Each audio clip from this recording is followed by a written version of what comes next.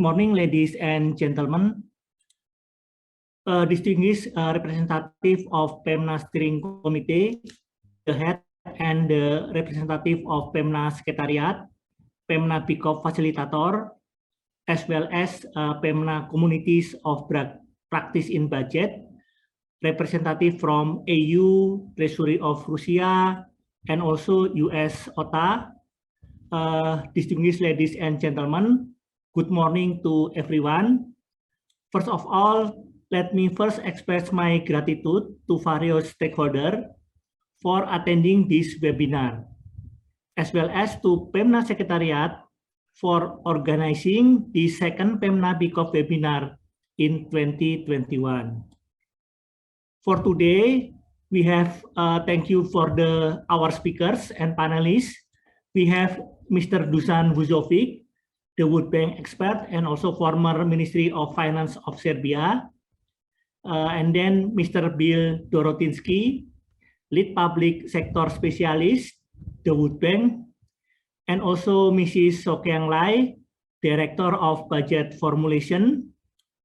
And also we have Mr. Ahmad Fauzan from Indonesia, and Mr. Nguyen Minh Tan, Deputy Director General of the State Budget Department at the Ministry of Finance of Vietnam. This webinar addresses the topic of what it takes for MTEF to become a budget management tool. This is a very relevant topic to the need of the government in extending the horizon for fiscal policy makers beyond the annual budget. Because a single-year perspective is not enough as the basis for sound fiscal planning, as most fiscal measures have budgetary implications beyond the yearly budget cycle. In formulating MTEF, commonly it includes identification of resource availability as well as determination of spending needs for baseline projection of current policy expenditure.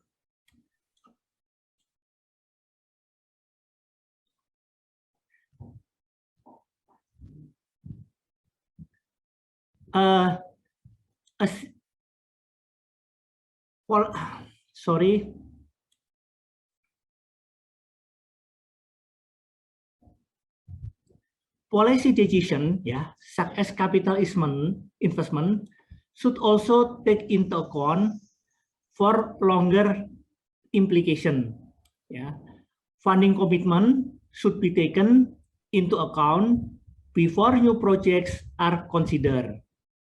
Moreover, government have budget priority that will be reflected in MTEF.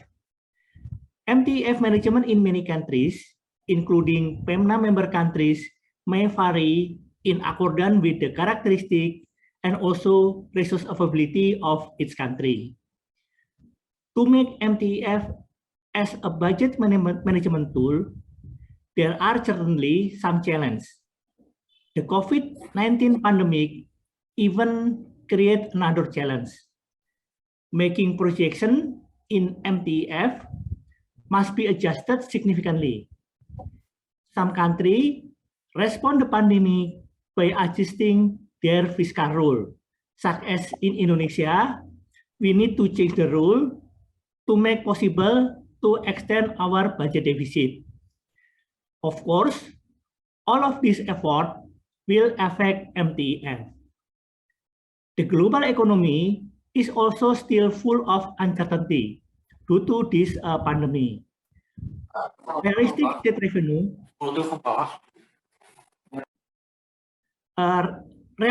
revenue and also fiscal sustainability also need to be considered in preparing MTEF. A well-designed MTEF that provides good and accurate estimate is very crucial. By using MTEF, we expected greater budgetary predictability for line ministry and also better macro fiscal discipline. Today, we will discuss more about MTEF, including the challenge, and also the way to address them in this webinar. As a peer learning forum of public financial management practitioners, we hope through this forum, it able to learn from the World Bank expert as well as from many countries' experience delivered in today's panel discussion. We expect that through this webinar, we could also exchange our thoughts and also get fresh idea regarding MTEF as budget management tool to strengthen fiscal discipline. Distinguished ladies and gentlemen, finally, I would like to extend my warmest welcome to all of you. I hope that this webinar will deliver discussion for better improvement, and this would be enriching experience for all of the participants. I'm very grateful to be part of this webinar, and to all of you, have a fruitful discussion. Thank you. Thank you very much, Rufi. We'll now move on to the overview session. I will now hand it over to Mr. Alexei Balabushko, the PEMNA B-CoP facilitator and lead governance specialist, who will moderate the following sessions. Alexei? Thanks a lot, Gina, and good morning, everyone. It's great to see so many faces. Actually, this online photo session really helped. So we're moving to, as I think the PEMNA Secretariat has already mentioned, and Pak Rufi as well, first part of our event today, which is the presentation of what it takes to MTEF to become a budget management tool, which will be done by Mr. Dusan Vujovic, who was already presented to you. We'll spend about half an hour on the presentation, and we'll leave around 15-20 minutes for questions and answers before we move to the panel discussion, which I hope will also be very lively and sharing experiences from different PEMNA countries. So Dusan, over to you. And Gina, if I can ask you guys to put up the presentation, would be great. Yes, we'll do that. Okay.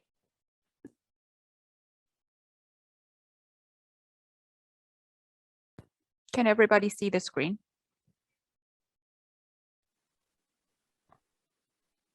Yes. Hello, everybody. Yes. It's my pleasure to be here. We are now truly, you know, in the times of this COVID crisis, we are truly, you know, covering the whole world. You know, if you look at the 14 time zones that we span in this conference, Alexei and I got confused. We thought it was midnight. It's actually 8 o'clock here, 8 p.m. in Washington. It's 10 a.m. over there in Korea, and I don't know how many more time zones we have. But this is just a good illustration of how global this issue is. We have, it's now 8:15. I've used about 30 minutes to go through the slides, and then I'll leave 15-20 minutes for discussion, and then we'll have further discussion in the panel with 4 or 5 participants. So this presentation and this whole session has kind of 2 parts. One is a quick overview of the principles and good practice in the area of medium-term expenditure framework, and the other one is presentation of case studies. 2 brief presentations of Austria and New Zealand, and 1 longer presentation of Serbia, which I was lucky to have first-hand experience on. Next slide. So as I was saying, so this overview session will last approximately 1 hour, and then we have 40 minutes for panel discussion. Next.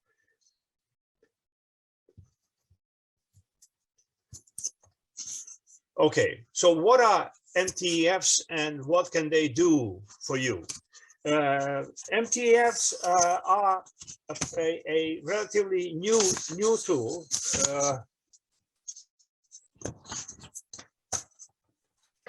And we'll see later on, it has been effectively expanding over the last 10 or 20 years. There was virtually very little of it before year 2000, and there's a very exponential growth in the last 5 to 10 years.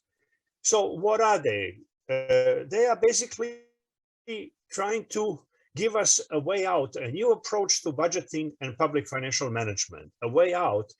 Any one of you who did either yourself or with the help of IFIs or on the side of the IFIs, try to go through the budget cycle, realize that the original annual budgets are very limited in coverage. They're long linear budgets, and they always have a cutoff in December. Plus, they do have this inactive periods at the beginning and end of the budget year. In January, if you start with the regular calendar year as the budget year as well, in January, it takes time to start loading and start implementing the budget.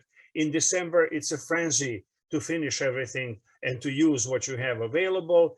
And during these 2 months and much of the year, you forget about the longer term perspective, which is observing priorities and which is allocating resources, which in most cases can only be seen in the longer term perspective. You cannot accept with operational expenditures and some very small investment interventions, none of it finishes under 1 year.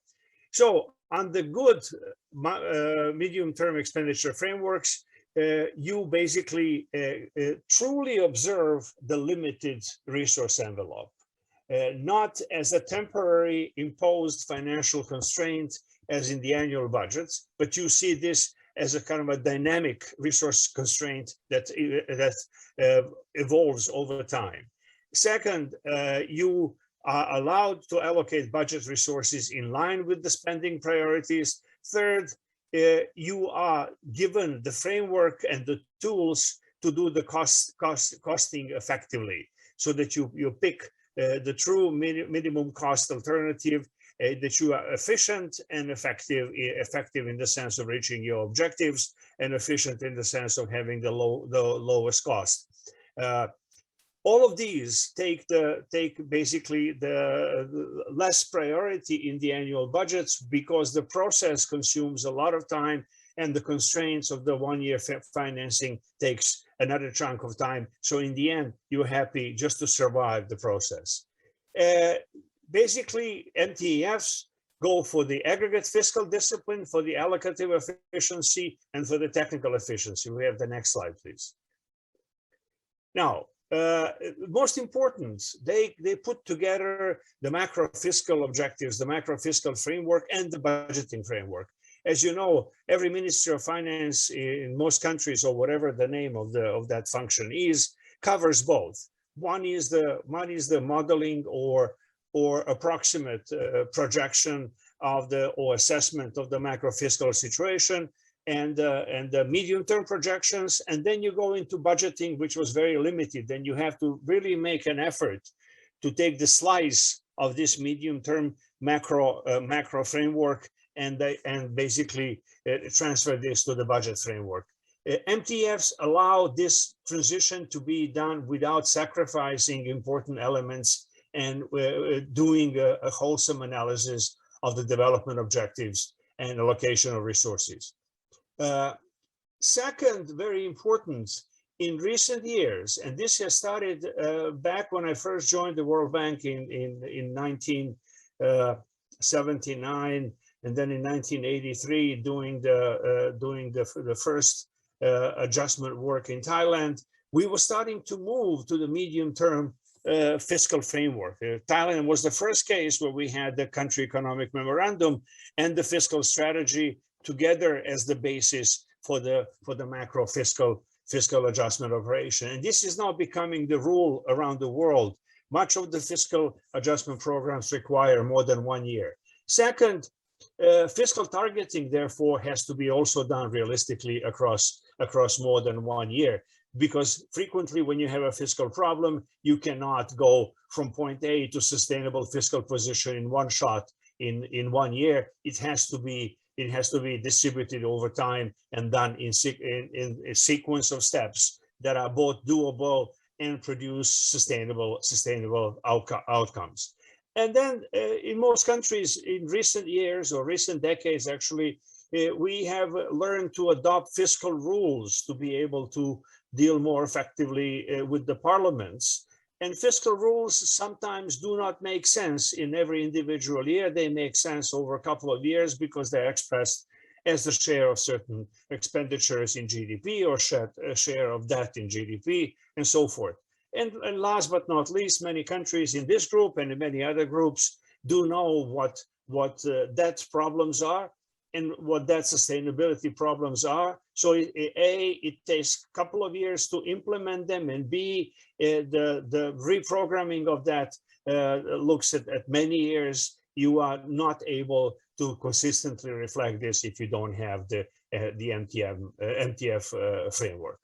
So it allows prioritization of spending and the reduction. I don't see. I need to, and the reduction of fiscal waste that happens all the time, which is there are elements in the budget that were done the last minute or are done as a result of the political negotiations, of political arm twisting. This longer term approach enables all the players, all the stakeholders to look at this rationally and eliminate those things that are really not necessary. Next slide, please. Now, being extending this from a single vector linear budget to a matrix of elements in the budget, and extending the time frame to 3 years or maybe even 4 years in some countries. In the cases that we will see will be 4 years. Basically, MTEFs generate a framework for budget realism, because frequently we are not good at scaling down something that's logically a 3 or 4 year program or set of reforms or set of changes. Is not easy to be reduced to 1 year, and therefore this gives us a realistic background to basically have realism both on the side of the revenues and on the total envelope of available resources. Countries should basically look rationally at the level of borrowing, either from international financial institutions or financial markets if they have access to the financial markets.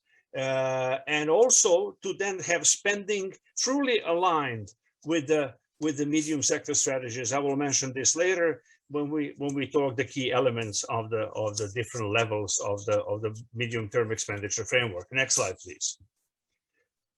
Now, what does it do for the players in this process? It basically changes the culture of the spending agencies. It moves them from a passive listeners in this process who accept the budget allocations as a constraint, are given fixed tasks, and they mechanically implement those tasks. In the MTEF framework, especially in the budget and mostly in the performance framework, they become an active player. Their voice can be heard. They can articulate their policies in the sector strategies. If given enough degrees of freedom, they can allocate resources across within sectors, and they can be an active player even in the national programs that can allocate or allocate sector priorities, saying that in this next cycle, as we read, green investment, smart investment, environmental sustainability are priorities, and then some other priorities will come to the agenda in 5 or 10 years. It allows multi-year spending allocations, as I was saying already.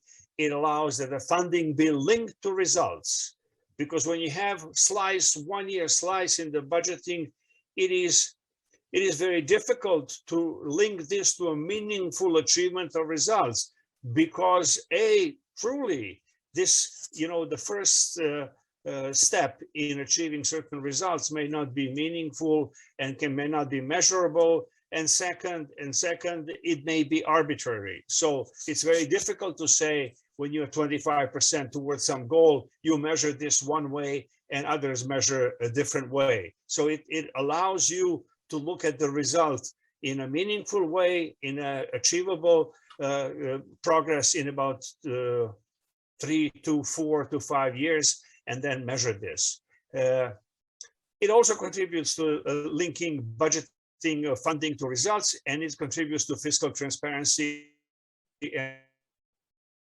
accountability. Next slide, please. Okay, now there are 3 stages or 3 steps in the medium-term expenditure framework. First one is most like the original simple budgeting process, where you do have limits, where you do have budget allocations, you set the aggregate resource envelope, and you basically it's a one-way process. So Ministry of Finance does calculations and consultations in iterations, but the budget process is a one-way process. You essentially inform all the ministries, all the spending agencies, here's your limit. And they're supposed to adjust their expenditures and try to achieve the set results within that expenditure. So it is a one-way process which does not allow, it enforces fiscal discipline. It helps Ministry of Finance maintain the overall fiscal balance in the country, but it does not allow ministries to be active player in this process, does not involve their capacity to contribute to the budget process. It does not allow all the stakeholders to take place. So this one is called the MTEF, which is the fiscal framework. The important thing is to retain or to achieve the fiscal results at the macro level, which is the share of fiscal balance in GDP, the share of primary balance in GDP, to maintain these 2, and to then achieve the objectives of growth and other objectives within that framework. The next stage is the stage of the budgeting framework, and that one is a 2-stage process, where the first stage is similar, macro institution with the Ministry of Finance or somebody else who is delegated that role, does the macroeconomic projections or forecasts. They then determine the overall envelope. They initially allocate this envelope to sectors, to agencies, to programs. And then comes a step of checking these allocations. So the sectors have a more active role based on the sector strategies to say, okay, we'll maintain, let's say, Ministry of Infrastructure or Ministry of Energy. They say within that framework, we suggest that we put more resources towards renewable energy sources and towards the following projects financed by IFIs and towards the local generation of electricity and many other things. So it involves a 2-way process, more active role of the spending agencies, and an improved process towards observing those strategies, to allowing them to be linked to the national strategies. So it is still shy of the interactive, fully interactive process that goes for performance, but it is much more than the fiscal framework. And then the third step is so-called performance framework, where you essentially, you go through the motions. You also announce the budget, and you also send the spending envelopes. But then this starts the iterative process with the ministries. In some cases, this will be only a 2-way process. But in some other cases, where, for example, you want to move along the EU-supported agenda of energy efficiency or green investment and so forth, then you have to allow a much richer discussion to see what is the best way to go about it. And sometimes you go from the budget, but then you see what private sector resources can you mobilize, what private sector internationally can you mobilize, what international financial institutions can do in tandem. So you don't take this as exogenously given, but you basically, in this interaction, you actively look at the programs, at the outputs and the outcomes, the immediate outcomes, the medium term and the longer term outcomes. It's a completely different story in discussing the energy sector. And then the government in this process, you may come back and basically give enough arguments, enough ammunition to the Ministry of Finance to go back to the cabinet and seek a different, not maybe cardinally different, but a slightly different allocation of resources in line with these priorities. And I've seen cases where I both actively participated in cases where I was working on the issue from the World Bank side, where this is really happening. Next slide, please. Dusan, sorry to interrupt you. You're actually 17 minutes out of 13 to presentation. So just for you to plan for the case studies. Thanks. Yeah. I'm coming. So can we go to the slide which says numbers 1 through 5, MTEF and budget and the budget process? Yes.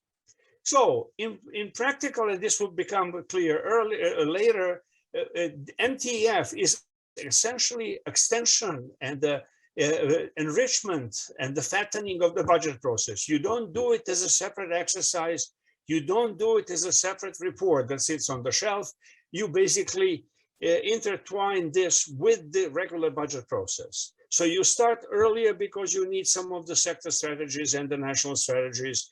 You go through, you allow sufficient time to do those iterations, but effectively you go through the same steps of the budget process that you have. And then depending on the rigidities of the system and demands, you either have them approved at once by the parliament, both the annual budget and the medium-term expenditure framework, or you have them approved as separate documents. But either way, you basically have to integrate and merge these two processes. So it does not happen in vacuum. It does not happen in a separate process. It happens in the enriched budget cycle. Okay, next one. What are the constraints, general constraints? It's that if you don't have the data, if your accounting is poor, if the public financial management is at early stages of development, if budgets are not comprehensive enough, if they don't have enough rich data, or these data get lost in the process, you basically will not be able to easily move to a meaningful medium-term expenditure framework. You won't have enough meat to work with. So essentially you can go through the motions, but you will not be getting additional information. In many instances before, countries that were ready to move and were moving fast, they had a lot of data. You will see the case of Austria, a lot of data. So it was just a question of recasting this in the new format and then basically evolving this over 3 to 4 years where you get the benefits. Also, MTEF, the thing, if you have a parallel old planning process that is not aligned with the MTEF, this may stall your progress. So essentially, in initial 1 or 2 or 3 years, you can allow the old planning process to continue because you don't want to make abrupt changes. But in the longer run, MTEF is essentially a budgeting planning process. It has 3 to 4 years of actual very detailed numbers. So remember that you will have to confront, and there will be political and institutional interests in this. You will be confronted with consolidating the medium-term framework one way or another. Next slide, please. I will not go through the details because I already mentioned all the details of the 3 stages. So let's move on to the quick graphical presentation of, yes, next slide, please. To the quick graphical presentation of the evolution of this. We had very little in terms of MTEFs before 1995, 1997. You see that all the curves, the FF fiscal framework, the budgetary framework, and performance framework, they all took off in 97 or 2000. And then it started growing exponentially. The main growth was basically observed in the fiscal framework, which is the easiest one, as I was saying. Then the next one, which has a relatively large number of countries that are implementing it, is the budgetary framework.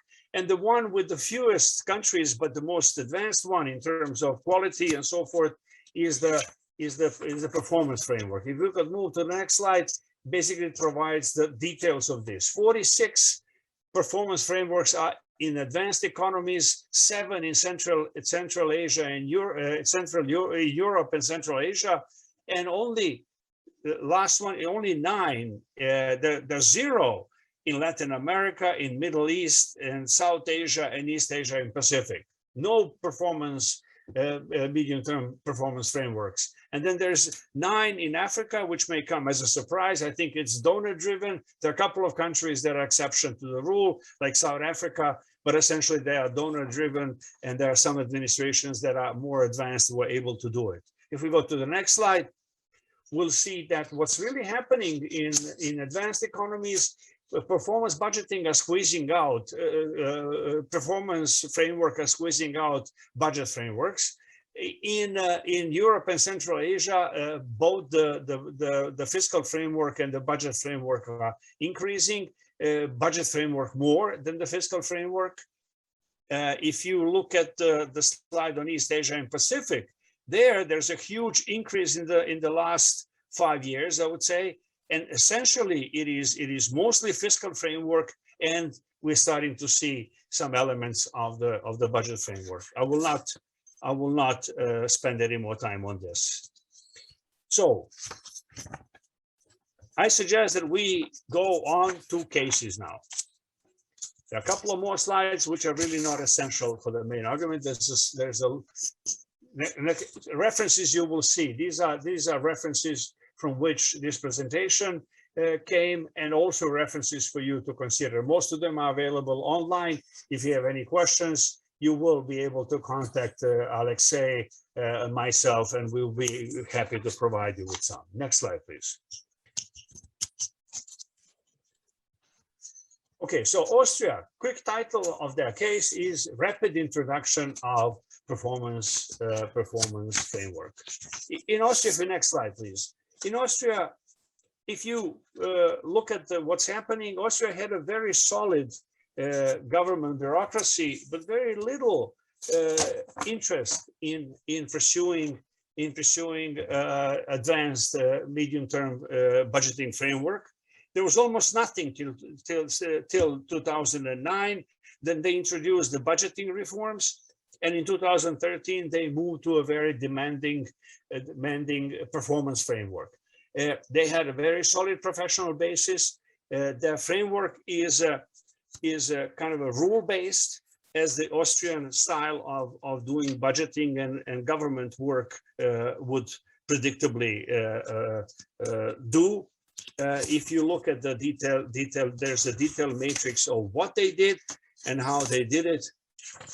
They have a full integration of the initially budgeting framework and now performance framework in the budget, and there are no surprises there, unlike New Zealand. And they have a bunch of, following the OECD classification of the budget principles. If we move to the blue slide with the next one. What blue slide, you will see that they did most of the requirements. There's 10 items, but some of them are double. Number 2 and number 5 and number 8 are double. So basically, if you look at their performance budgeting, they're going through the motions, but they're not experimenting. They're not pushing the envelope. They're doing it in the standard, I would say the same way the Austro-Hungarian Empire was doing bureaucratic work. They're doing literally every step as prescribed by the law. So we have predictable, richer process, but we don't have this involvement. Unlike this, and we go to the next slide. New Zealand is the very ambitious expansion into moving into well-being budget, which essentially is probing the limits of the system. They started earlier. They started I believe 94. By 2019, they were ready to move into something completely innovative on the world scale. So they're using not only the capacity in the treasury, which is the Ministry of Finance, but they're using the overall advances in the government perception of policies, government perception of involvement, government perception of engaging everybody truly in the process. There are a couple of surprises in there. They don't have the regular budget discussions, but they do have a process that reflects the true interest of all the stakeholders. So this is the peculiar aspect of New Zealand. They do it for you, but they don't do discussion type of discussion free for all. Probably we'll have to research this further, probably because these produce ambiguous results. Can we move to the blue matrix? If you look at this blue matrix, you'll see that you don't see number 5B, they don't have a process of direct public participation in the budget process. So from this, you would say that they do not reflect the views of the public, the preferences and so forth. Whereas it's actually the opposite, they do. But because the government is committed, the government and the political process generates the issues and the priorities, and then you don't do it in the budget. In the budget, you are already first step of implementing this, and then by review, and then they have a very intensive and very critical scrutiny of the budget, and this is where the cycle is going. So there are some other countries with different culture where they basically produce a budget that does not always reflect the priorities of all the stakeholders. They put it out for discussion, then the discussion is both for and against, and in the end you can stay with your original proposal. You are not mandated to change it. And these are surprises. Then finally we move to Serbian case, and I'll try to keep it very, very short. Serbia is a case that shows couple of important things. One is there is a capacity limitation in all the improvements in the budget process. So in the way the budgeting is done, in the way program budgeting is defined, capacity built, and also in the way the MTEF is included in the budget. And all of these went through administrative commitment early on. They were done. Laws were changed. The preparations were done. People were trained, but then nothing happened. So most of these changes took place in 2005 with the new government, but very little was done until well into the latest fiscal consolidation program that started in 2014. So I don't want to really waste time on this. You'll be able to see, but there was a huge turnaround, and the turnaround was because of the political economy opposition to improved fiscal performance, because of the political economy opposition to continue subsidizing state-owned enterprises, because of the political economy opposition to continue providing extensive social assistance and unsustainable level of social benefits. This all waited till about the second year of the fiscal consolidation program. Then we unleashed all those reforms, and finally we are now moving towards a meaningful process. And there was in Serbia, so there were elements of progress in a couple of critical areas. One was the EU integration, which meant many things that were included in the old set of requirements regarding both the macro fiscal policy, the trade, the environmental standards, and so on. And there are a lot of changes that were literally involved other ministries in this process. And in Serbia, it was quite clear that the interest groups were in the Ministry of Energy and the Ministry of Infrastructure. These are the most important ministries that control huge resources, and of course, Ministry of Finance. There was a changing role of other ministries. So it's only after the pressure of unsustainable fiscal position that pushed the government back to adopting medium-term budgeting framework, and now eyeballing the performance framework, which seems to be much more constrained in Serbia. It's in some sense like Austria at the lower level, with low ownership in the bureaucracy and low ownership socially and low ownership politically. So this is the essence of the Serbian case. If we go quickly through the slides, if we can go next. This is the success of the fiscal consolidation program. So when we took office in 2014, we were at minus 6.2% fiscal deficit. We were at minus 3.5% primary balance, and the debt was starting to increase again. You know, there was a consolidation, the red line consolidation of debt, and then it started going up, basically to finance the deficit. And the task was to turn this around, which happened between 2014 and 2018, to turn around to eliminate the primary deficit and move into surplus, to reduce the fiscal deficit into surplus, from first to small deficit and then into surplus, and to lower the public debt to sustainable levels.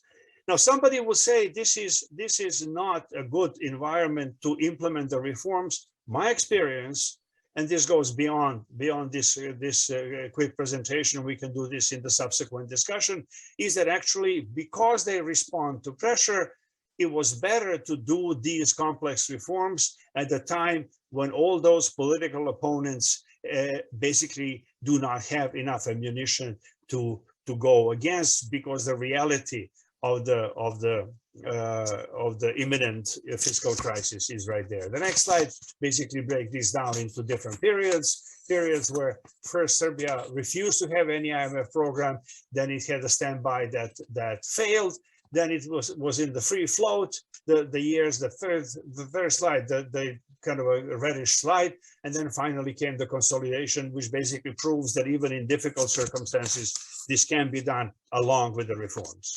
If we go on, I won't discuss this table. This is also moving from revenue-based to expenditure-based consolidation, and this is where MTEFs are critical. So we were introducing elements to be able to meaningfully increase taxes without hurting economic growth, and meaningfully reduce expenditures without creating too much social pressure, without creating. So the essence was to basically identify waste of resources on state-owned enterprises that were dragging and using budget resources for the past 20 years, and basically address the tough political issue and saying this needs to stop.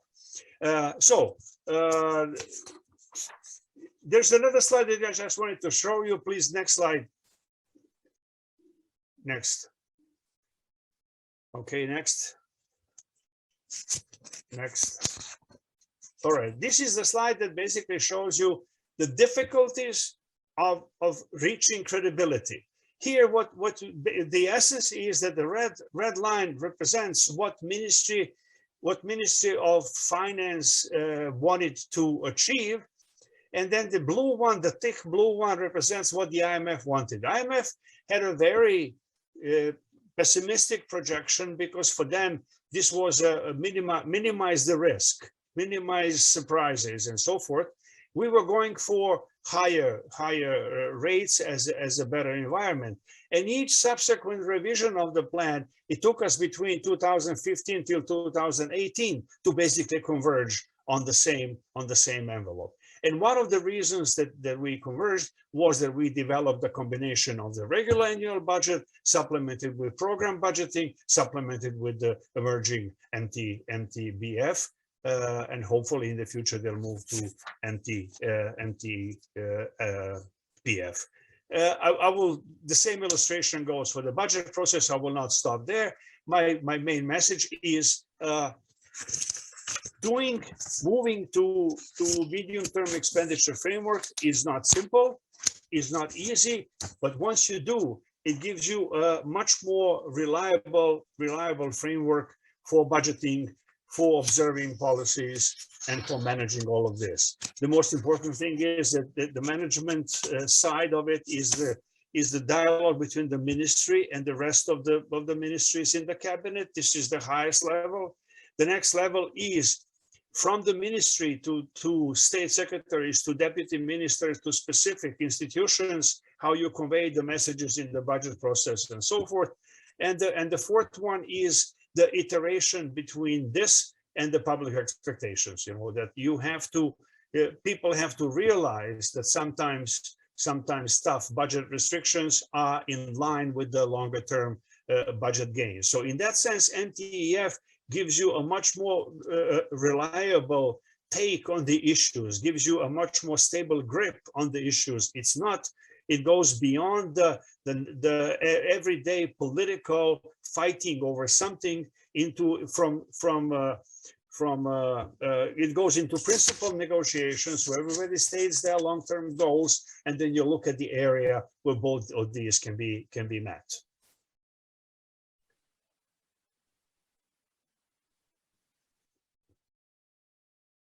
I don't want to go into any more of this. So we move through these stages. This is just to show that basically in the initial stage, when we gave up on all of these measures, it was easy because we were flooded with grants from developed countries, from IFIs and so forth with grants, and so 2001 to 2008 until the crisis, they could afford huge deficits. So they say, why adjust? Why adjust fiscally? Why adjust in terms of the public finance management framework? Why go for tough measures, for more planning, for more demanding moves, when you can basically do private consumption driven and investment driven growth, which is financed from ample grants? And then there was a turnaround 2009 to 2012. And then a gradual resumption of a sustainable growth in subsequent years. So for the first time, you see the private consumption growing again. Next slide, please. But it's now growing based on the growth of industry, which is red, and services, which is yellow. So instead of growing at the finance from external sources, which is obviously not sustainable, it started growing based on domestic driven incomes. Things have changed further beyond 2018, but this is beyond our discussion here. Thank you. Thanks a lot, Dusan, for a very interesting presentation. I think we have around 15 minutes for questions and answer session. So feel free to just unmute and ask question. If you can raise hand, that would be great. An alternative, I'll try to monitor also the chat. So if you want to type your question in the chat, I'll be happy to read it out for Dusan to respond. Please go ahead.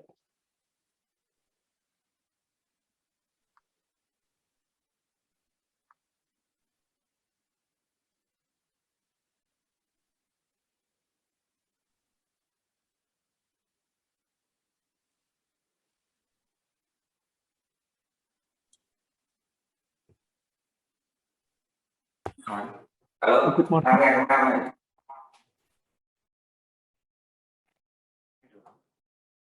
Good morning. This is Yolanda Reyes from the Philippines. Can I comment? Certainly, please go ahead. Okay. Actually, this is more of a reaction or sharing the experience of the Philippines in the case of the pursuing MTEF. Actually, we don't have a problem in terms of the medium-term fiscal framework. And we have pursued most of the items mentioned earlier, such as the performance budgeting, transparency efforts, so on and so forth. Actually, what we are finding it difficulty is at the level of the ministries or the agencies themselves. Our assumption is that if we are able to have, let's say, the big spenders, a minimum of 5 to 7 departments have their individual MTEFs, that will do us good, because the oversight agency, particularly the Department of Budget and Management, will give us a picture of how much are the requirements over the medium term. However, initially we've done this in the case of the Department of education back in 2018 when the senior high school program was adopted. At that time, there was a lot of fiscal space, and therefore I would say we were successful in heavy encouraging the Department of Education pursue its MTEF, at least for its benefit and for the benefit of the Department of Budget and Management. Now, we are trying to pursue that again in terms of the other departments, but sad to say that the reaction we get from the selected 2 or 3 departments we have approached so far is that they are limited by the fact that we have a very limited fiscal space, particularly with current pandemic.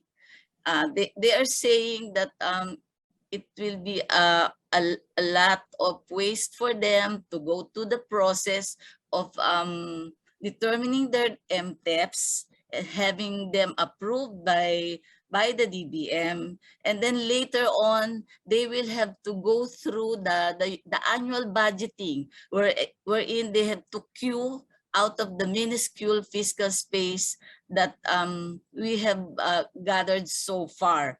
And I think this is our major concern that I would like to share with the group. So if the speaker can comment on this, I'll be very appreciative of that. Thank you. Thank you, Yolanda. And I think it also talks to the point that Dusan was making earlier about MTEF not being really separate from the budget process, but rather being part of the one. Okay. Dusan, would you like to provide any comments in terms of your experience, in particular in Serbia? How did you deal with line ministries and departments? I can. I think it will be more productive if we collect more comments. But let me basically say that this is even that is an ongoing discussion, because we constantly were in touch with the important ministries, and then within that important departments in terms of daily, weekly, monthly budget implementation figures on the previous year. So we were collecting our information from the past performance. So the essence was in the budget process, Ministry of Infrastructure was fighting for more and more projects, and they were using all kinds of tricks to get more projects. So they will put low priority projects in the budget, and then the Prime Minister in the draft budget review session will come back and say, but what about green energy? What about this? And they say, yes, indeed. So they will then confuse the process and get the priorities included the last minute. So we were trying to stop that. This was one type of a behavioral convergence. And the other one, which is very close to what you were saying, is the issue of their planned and their actual performance. Many of them will demand more, but because of the procurement rules, they were not able to implement more than 65–70% of the budget, and then the 35 will remain unused. So we were frequently using this to converge towards a more realistic situation. One has to find always a positive and a negative in order to balance this response. But limited fiscal space is something that is always there as the sword of the Damocles in this process. Thank you, Dusan. Any other questions or comments from the colleagues from PEMNA countries? Also, if you just would like to share some of your experiences and thoughts based on your country cases, that would be great as well. Can you hear me now? Hello?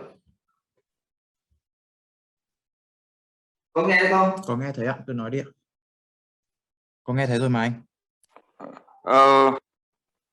Rồi, ở Việt Nam thì tôi cũng có, thứ nhất là tôi rất là cảm ơn ông Dusan có cái bài trình bày rất là ngắn gọn và hữu ích trong thời lượng rất là ngắn. Hai là tôi cũng xin có một số cái bình luận và có cái câu hỏi thêm.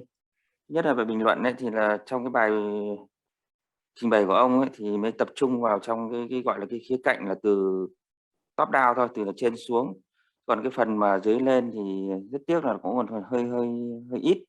Thế thì ông có thể giải thích thêm về cái quy trình đối với các bộ ngành được không? Bởi vì thực tế ở Việt Nam chẳng hạn thì chúng tôi thấy rằng là khi áp dụng cái MTEF ấy, thì cái phần mà các bộ ngành và địa phương người ta phải lập cái kế hoạch trung hạn của họ thì còn hơi yếu. Và đặc biệt là cái phần mà đánh giá những cái chi tiêu cơ sở và chi tiêu mới đề xuất để đạt cho cái giai đoạn tới là cũng còn rất là yếu, thì trong cái bài trình bày của ông còn chưa đề cập tới. Cái thứ hai là trong bài trình bày của ông thì tôi thấy rằng là các dữ liệu cũng rất là hữu ích, nhưng mà nếu nó được cập nhật thì cho đến thời điểm 2020 thì tốt hơn, vì cái số liệu của chúng ta đến 2008 nó hơi bị xa.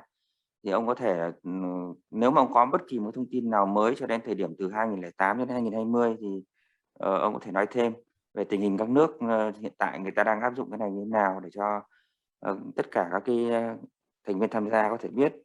Cái đấy là về cái bình luận của tôi. Thế còn về cái câu hỏi thì tôi có một câu hỏi là thực chất nó là cái quan ngại của chúng tôi, tức là bây giờ là do cái đại dịch Covid nó ảnh hưởng lớn đến cái kinh tế xã hội cũng như là tình hình ngân sách, thì rõ ràng là cái khung khổ ngân sách của chúng ta nó đang bị thứ nhất là nó thiếu cái cơ sở để hoạch định cho tương lai. Tôi lấy ví dụ như là năm 2022 này chúng ta thành lập cái kế hoạch 3 năm 22-24 chẳng hạn, thì rõ ràng là các cái dữ kiện về kinh tế vĩ mô rồi các cái dự báo về thu chi là không thể đo đếm được, và dẫn tới là các cái dự báo cho tương lai là đang bị ảnh hưởng rất là lớn. Mà không muốn nói rằng cái đại dịch Covid-19 này nó còn tiếp tục kéo dài và ảnh hưởng còn nặng nề nữa. Thế thì không hiểu là với cái tư cách là với cái trên cương vị chuyên gia đấy, thì ông nghĩ thế nào về cái cách chúng ta sẽ ứng phó với đại dịch và để điều chỉnh cái MTF này cho nó phù hợp. Xin hết.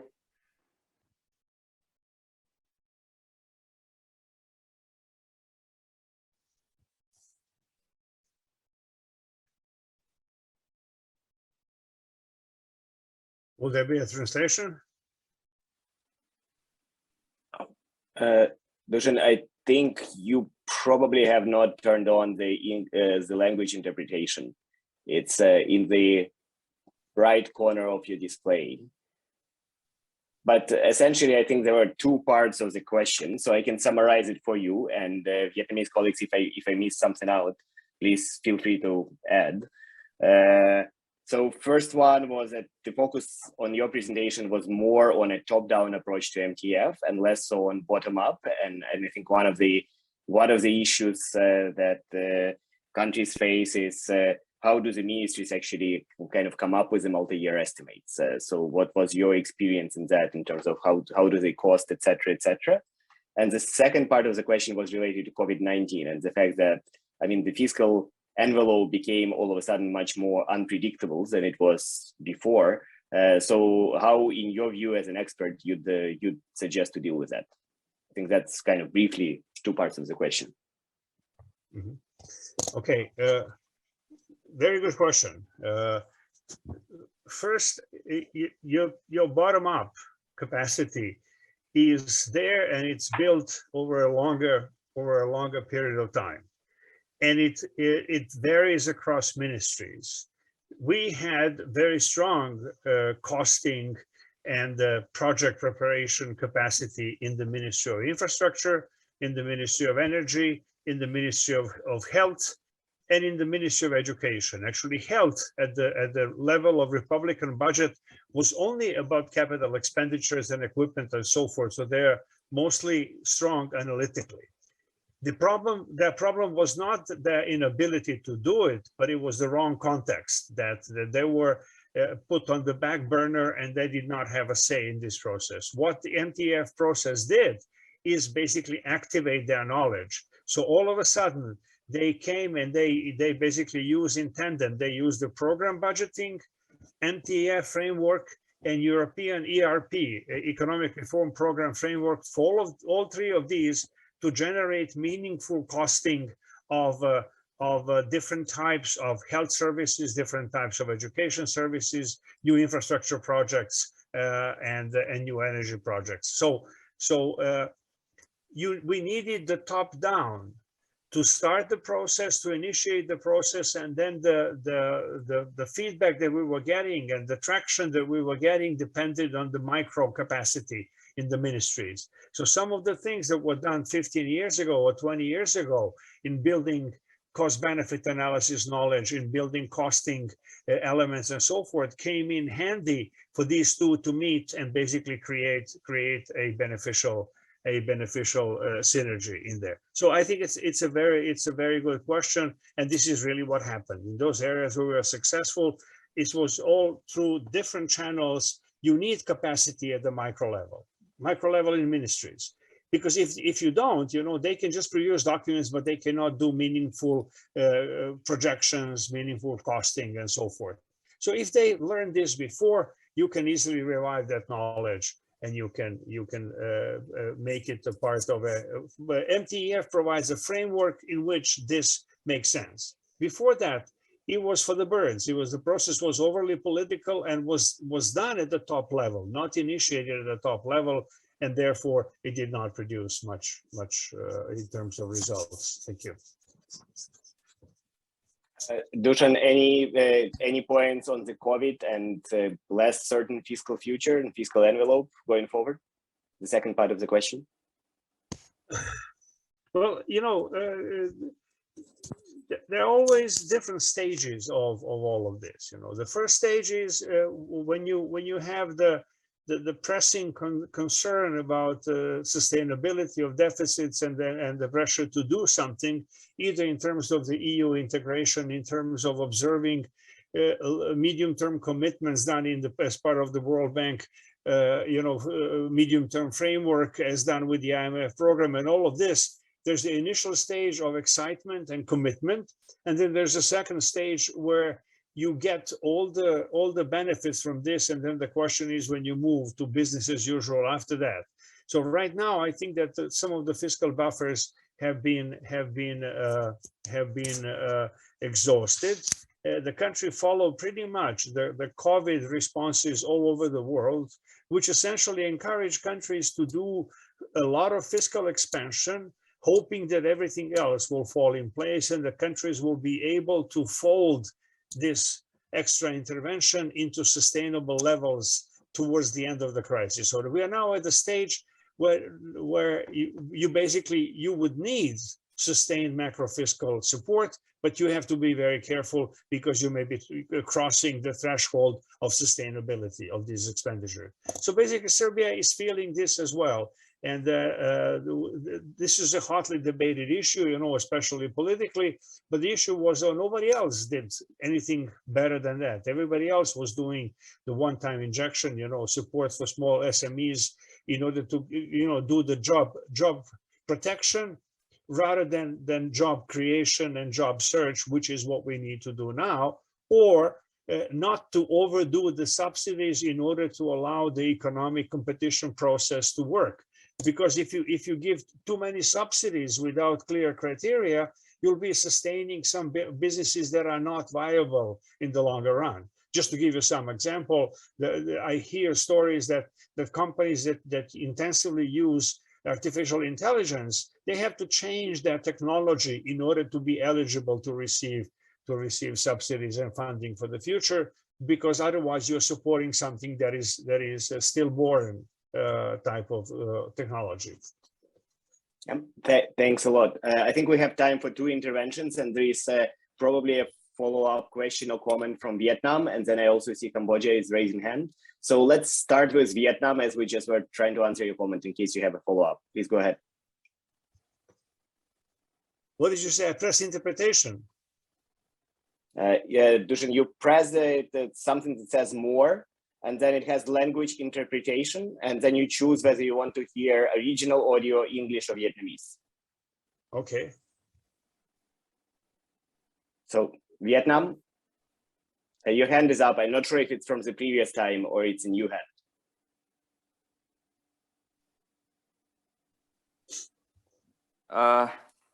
Trước tiên thì tôi cũng cảm ơn câu trả lời của ông Dusan, nhưng mà thực ra thì cái vấn đề mà chúng tôi quan tâm ấy là tại cái thời điểm như hiện tại thì phải nói là mọi cái diễn biến kinh tế vĩ mô nó như tôi nói là nó rất là khó lường, và do đó khi mà chúng tôi hoạch định với cái khung trung hạn 3 năm 22-24 chẳng hạn thì gặp rất nhiều phản ứng từ Quốc hội, là người ta bảo là cơ sở nào mà anh đưa ra được cái dự đoán về thu và chi, về bội chi.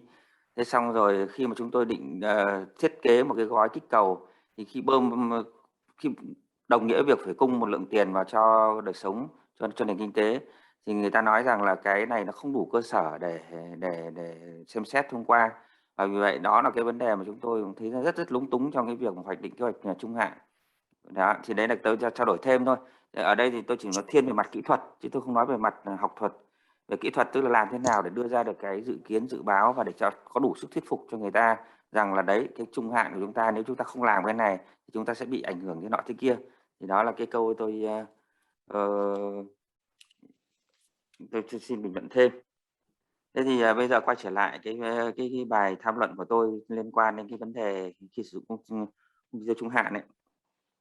Thì trong cái bài trình bày của ông Dusan thì tôi thấy rằng là đã nói rất nhiều cái lý do sự hữu ích của cái việc mà áp dụng cái MTEF cũng như cái khung chi tiêu trung hạn.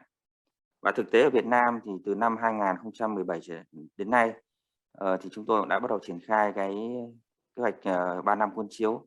Và ở Việt Nam có một cái đặc thù riêng thì chúng tôi đã có thêm một kế hoạch 5 năm, kế hoạch tài chính 5 năm. Như vậy là cùng một lúc thì chúng ta ở Việt Nam ấy, thì chúng tôi có 3 cái hệ thống kế hoạch 5 năm, kế hoạch trung hạn hàng năm, là kế hoạch trung hạn 3 năm cuốn chiếu và cái dự toán hàng năm. Thế thì chúng tôi thấy rằng là từ khi áp dụng cái trung hạn kể cả 5 năm và 3 năm thì cái kế hoạch tài chính nó đã đem lại cái hiệu quả rất là lớn. Thứ nhất là nó tăng cường cái kỷ luật ngân sách tổng thể. Vì chúng tôi bám rất sát cái kế hoạch 5 năm và kế hoạch 3 năm cuốn chiếu để chúng tôi hoạch định ra cái dự toán hàng năm. Và nó nâng cao cái hiệu quả phân bổ nguồn lực. Cái này là cái thực sự là rất là hữu ích cho cái hoạt động ngân sách. Nhưng mà cũng như là tôi có nói ở trong cái phần hỏi đáp của mình ấy, thì tôi thấy rằng là cái yếu nhất của Việt Nam bây giờ nó chính là cái sự gắn kết từ dưới lên trên chứ không phải là từ trên xuống dưới. Ở cái khâu phân bổ nguồn lực thì Việt Nam làm rất là tốt, nhưng mà cái khâu mà phản ứng gọi là từ cái phía dưới các bộ ngành đập lên ấy, từ các đơn vị sử dụng ngân sách đập lên ấy, thì còn rất là yếu, và người ta mới đang chủ yếu là tập trung ở cái khía cạnh là đối phó, chứ người ta cũng bản chất là các bộ ngành cũng không có đưa ra nổi một cái khung mà có thể theo đúng nghĩa của nó để mà bảo vệ với cơ quan tài chính. Và vì thế là trong cái quá trình thảo luận này thì mới gọi là chủ yếu là một chiều từ trên xuống dưới mà thôi. Và đó là một lý do mà tại sao tôi rất là muốn có một cái cuộc họp nào đó mà chúng ta đi sâu hơn nữa về cái quy trình về mặt kỹ thuật từ dưới lên trên thì nó sẽ hữu ích hơn, nó sẽ bổ sung một cách tốt hơn. Thế thì ở đây thì sẽ có các người sẽ thắc mắc là Việt Nam tại sao lại đã có trung hạn 3 năm cuốn chiếu rồi mà lại còn có cả kế hoạch là tài chính 5 năm. Thì đây nó là cái mà kế thừa cái quá trình từ trước đến nay của Việt Nam. Tức là chúng tôi có cái kế hoạch tài chính 5 năm về mặt kinh tế xã hội, thì gắn với nó là sẽ có một kế hoạch tài chính 5 năm và một cái kế hoạch đầu tư trung hạn 5 năm.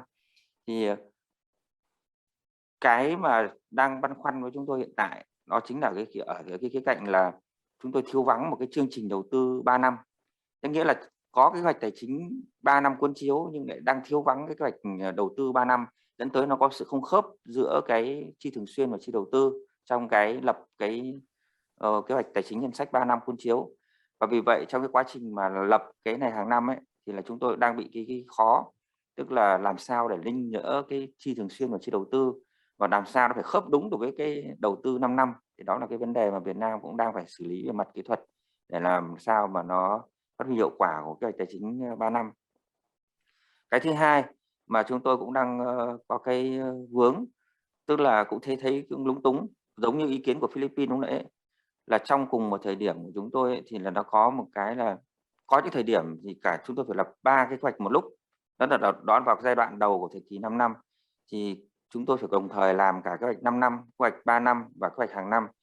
Thế còn trong cái thời kỳ kế hoạch 5 năm ấy, thì hàng năm chúng tôi phải lập 2 kế hoạch, là kế hoạch tài chính 3 năm và cái kế hoạch hàng năm.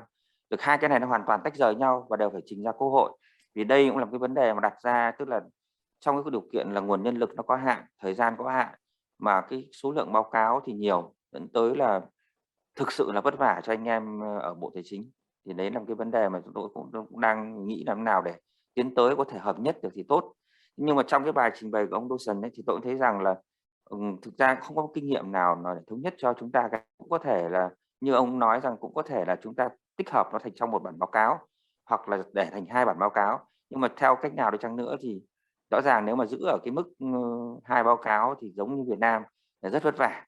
Cái báo cáo ngân sách trung hạn 3 năm của chúng tôi thì hàng năm nó vào cỡ khoảng 30 trang, 30 đến 35 trang A4. Và cái báo cáo hàng năm thì nó cũng cỡ xem nó cũng khoảng tầm, vì nó trong báo cáo hàng năm nó có cả đánh giá năm trước và dự án năm sau nó cũng tầm 35-40 trang nữa. Như vậy tổng chung quy là 2 báo cáo này là đến 70 trang mà không kể các phụ lục đi kèm. Cho nên là đây là cái khối lượng cực kỳ vất vả. Thì đấy là cái tình hình của Việt Nam như vậy và tôi cũng muốn tham luận thêm. Xin hết. Xin cảm ơn sự chú ý của các bạn. Thank you, Vietnam. And Mr. Lei, I think you also had your hand up. Would you like to ask your question as well? So Dusan can take them, and then we can move to panel discussion.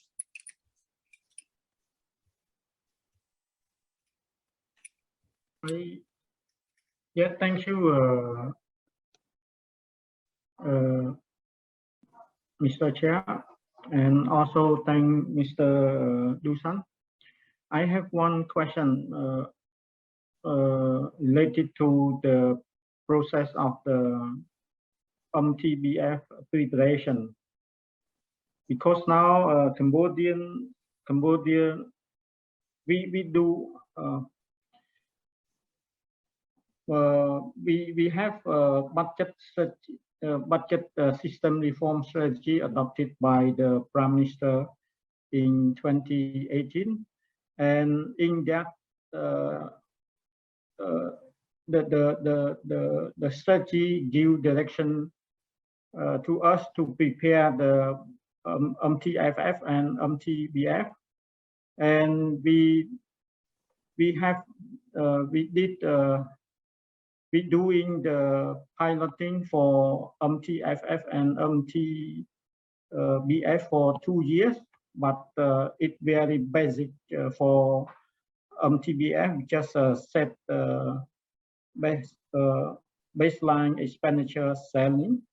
So and next year, as a plan, we will prepare the MTFF, and then my department will prepare MTBF.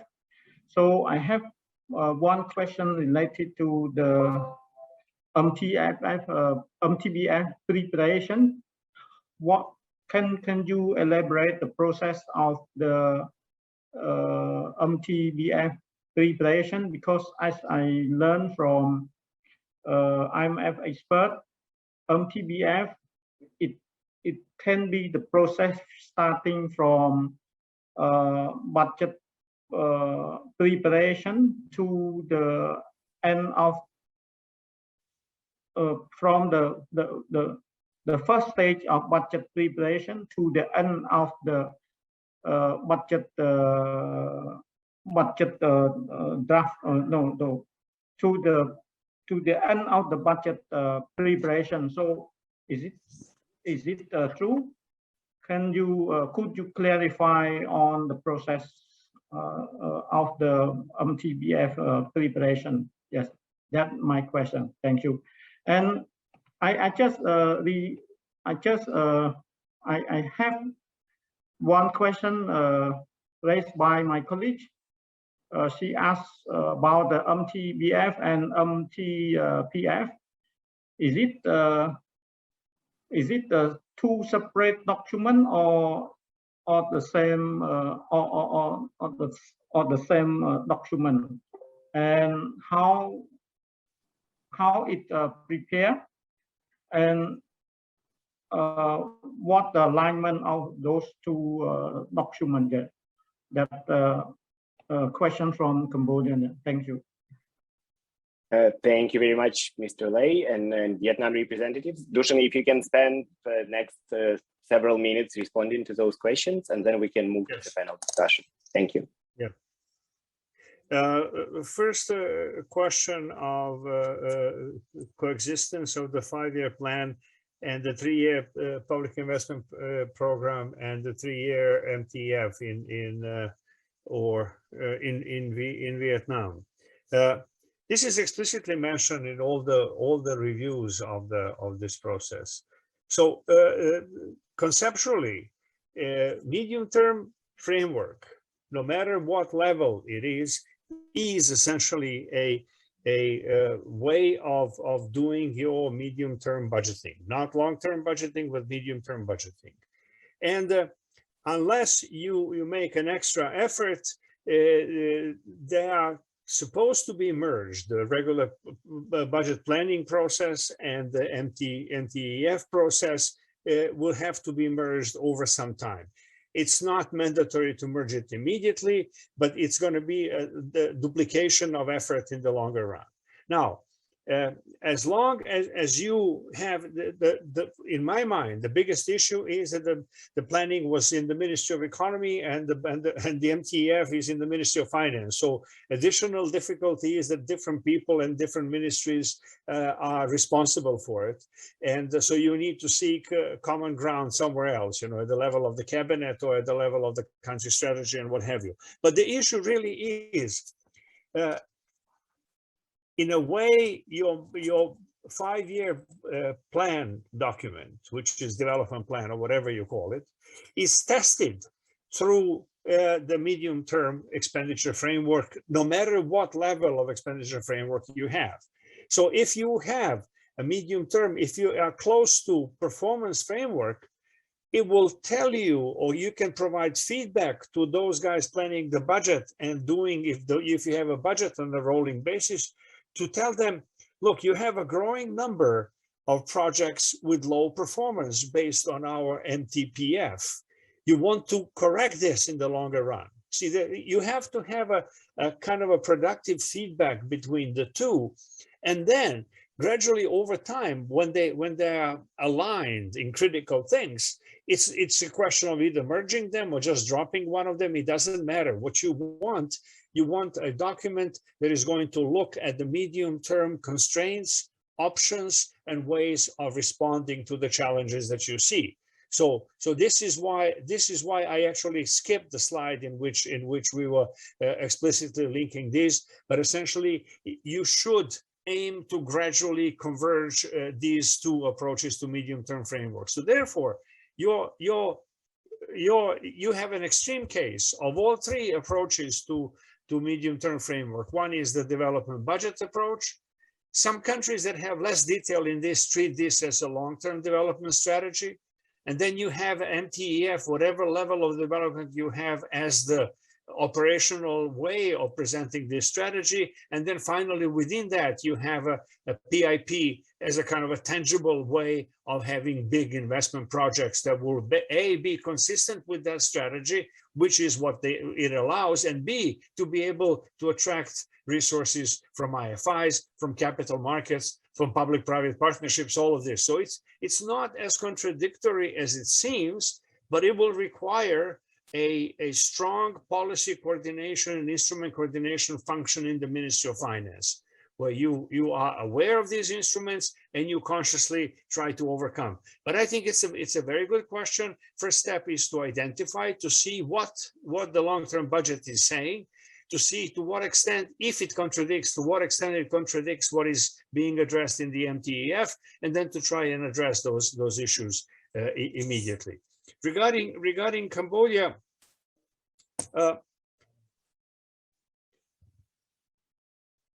the questions are, first of all, MTEF, in my mind, after everything that I've done and read, is just a framework that is either filled with fiscal framework type of indication content, or budget framework type of a content or performance framework.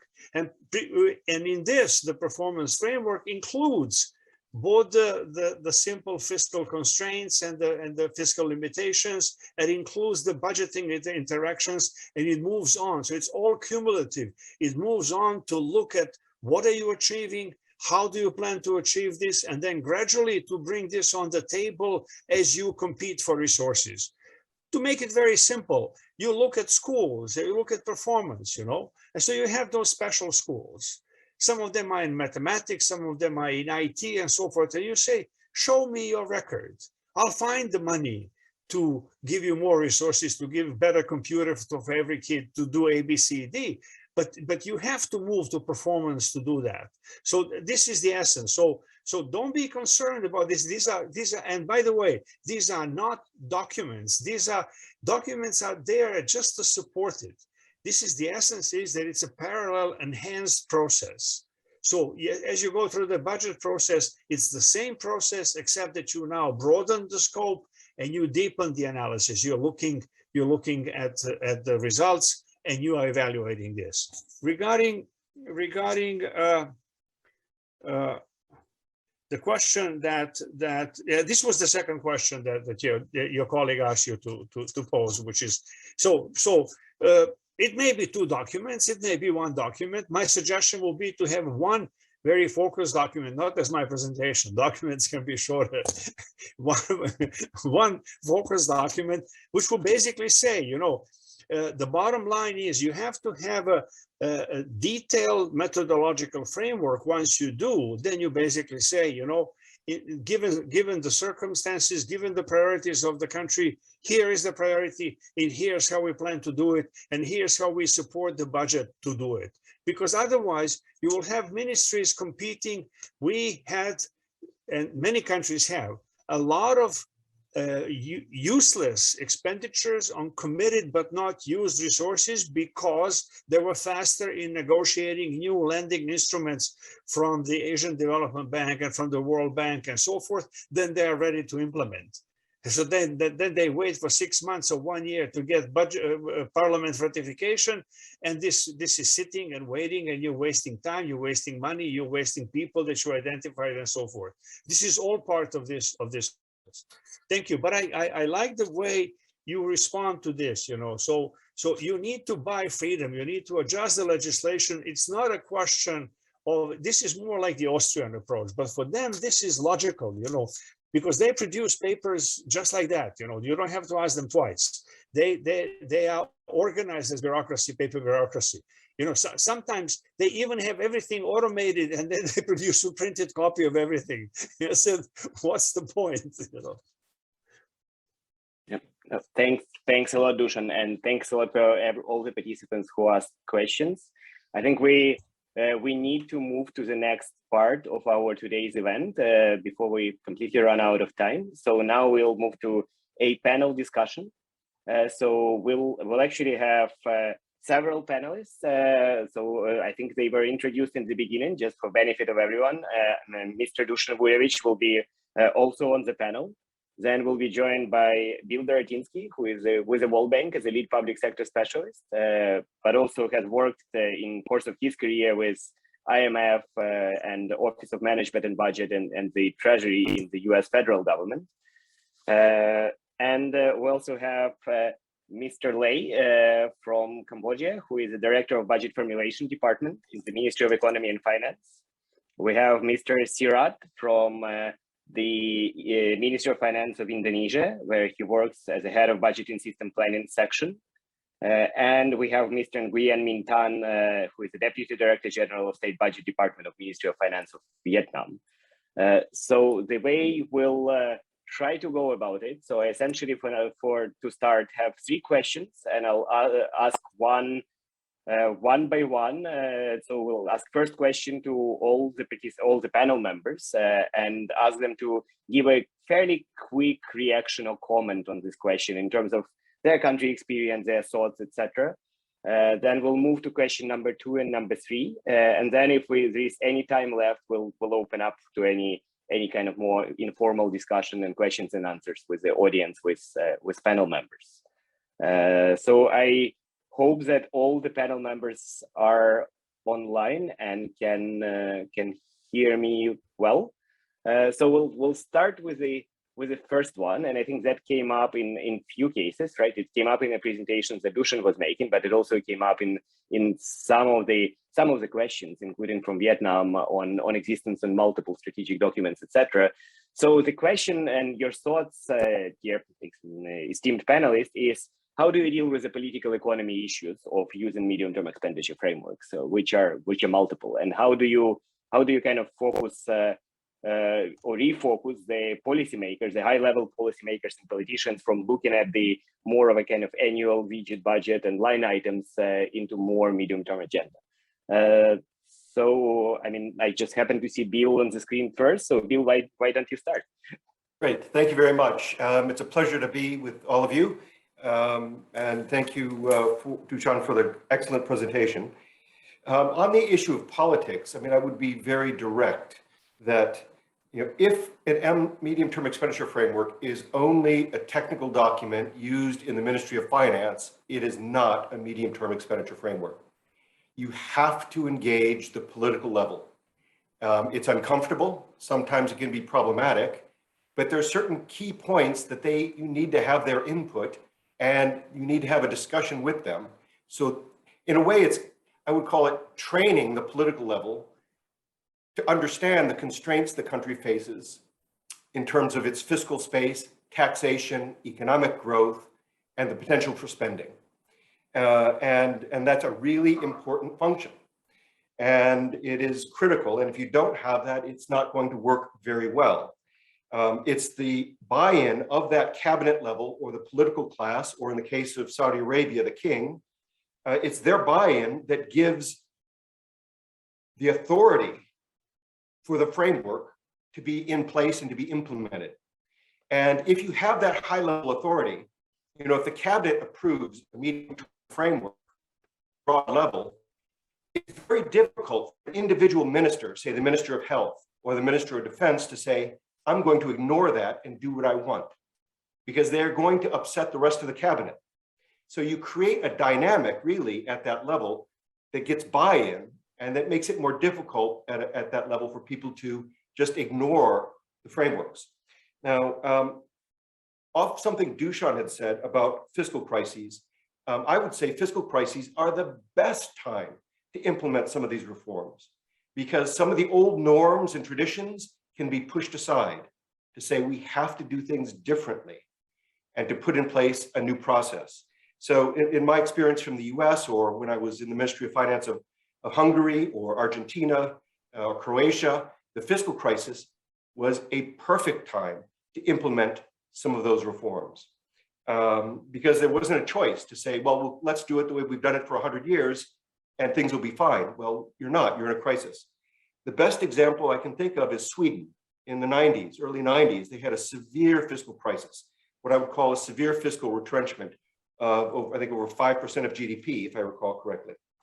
And their process was an old process that was very line item, very detailed, very specific. That wasn't going to work anymore. So they put in place a new process where it was at a much more aggregated level.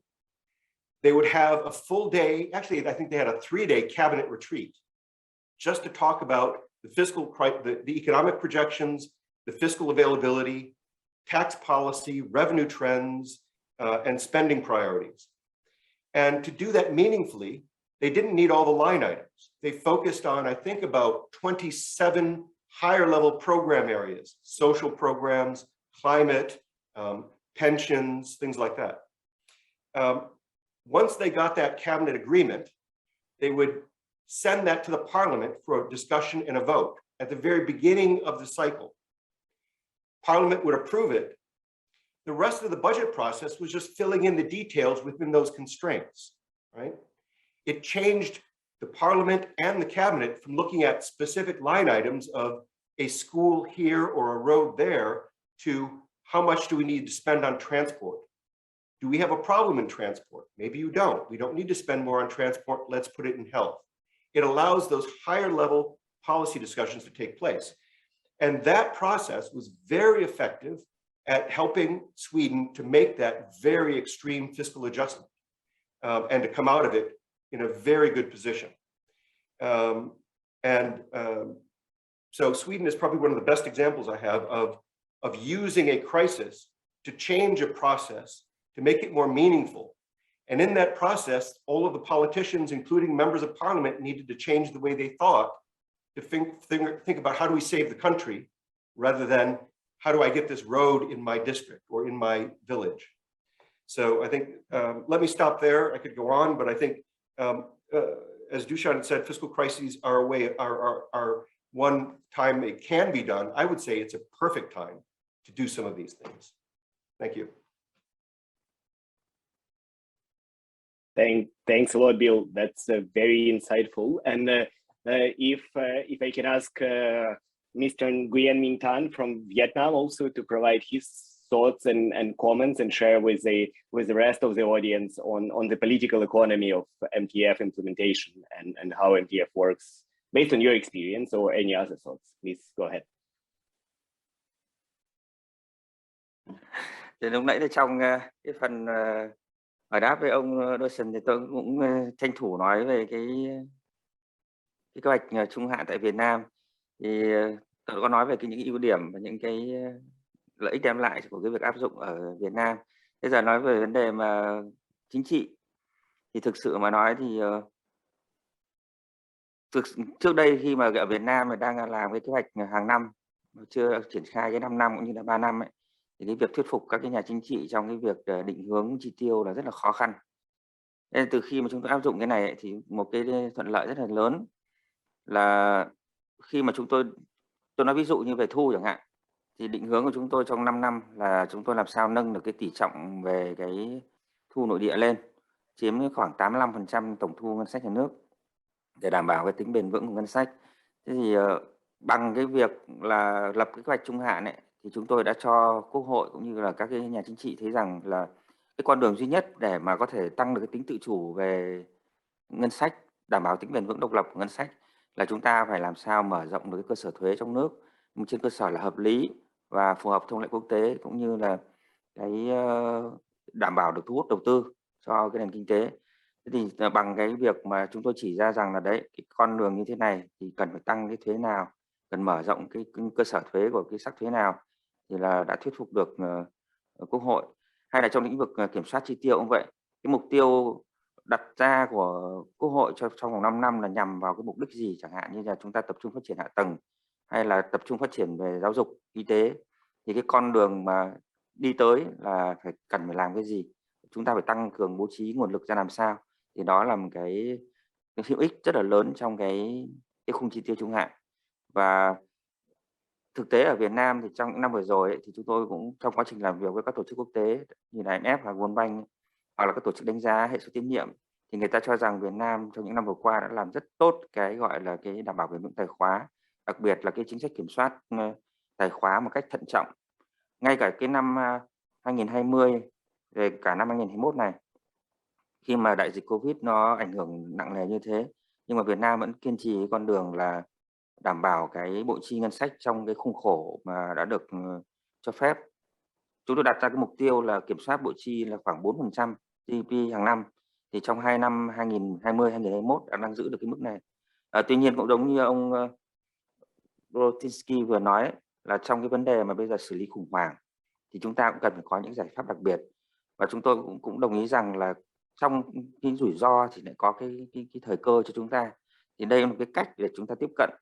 Và Việt Nam cũng đang cho rằng là nếu như mà không có cái giải pháp đột phá về mặt tài khóa thì khả năng là chúng tôi sẽ bị lỡ chuyến tàu tăng trưởng của thế giới, khi mà tất cả các nước trên thế giới đều, nhiều quốc gia lớn đó, thì đã thực hiện các gói kích cầu rất là mạnh để thúc đẩy cái gọi là cái khuyến khích cung cầu, thì có lẽ Việt Nam cũng cần phải có một cái gói tài khóa nó mạnh hơn. Và vì thế là trong cái phần mà tôi hỏi ông Dusan ấy, nói về cái trung hạn, thì thực ra mà nói là chúng tôi đang cố gắng thuyết phục các nhà chính trị là làm sao để tăng, gọi là nới lỏng cái tài khóa này một chút, nâng cái mức bộ chi lên, tăng cái mức nợ công lên một chút nữa để có thêm cái nguồn lực để kích cầu. Thì ở cái này thì chúng tôi đang tính toán, và đó là một cái lợi ích đem lại khi mà chúng ta áp dụng được cái kế hoạch chi tiêu trung hạn. Ở đây thì tôi cũng tranh thủ nói thêm vì lúc nãy giờ ông chủ tọa không nói đến vấn đề cái câu hỏi của Campuchia về cái quy trình lập một kế hoạch trung hạn, thì tôi xin nói vắn tắt về cái kinh nghiệm Việt Nam thôi. Tức là cái quá trình lập kế hoạch chi tiêu trung hạn ở Việt Nam thì chúng tôi đây chỉ là áp dụng cho cả năm. Tức là tôi lấy ví dụ như ở Việt Nam là cái thời điểm mà trình Quốc hội vào cái ngân sách hàng năm là sẽ vào tháng 10.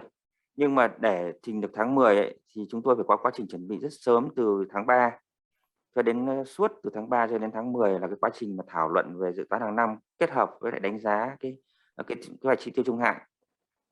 Và sau khi mà Quốc hội thông qua cái dự toán hàng năm, tức là vào khoảng tháng 11 thì lại quay sang là gọi là đánh giá lại cái mà cái kế hoạch trung hạn chúng ta lập như thế là hợp lý chưa, và chúng ta cập nhật lại dữ liệu cho đến suốt từ tháng 11 cho đến tháng 3 năm sau để khẳng định rằng là cái trung hạn của chúng ta lập năm trước là nó có tính xác thực, và trên cơ sở đó thì chúng ta lại phát triển tiếp cho cái 3 năm cuốn chiếu của những năm tiếp theo. Thì quy trình này cứ lặp đi lặp lại và gần như là cả năm. Tôi xin hết.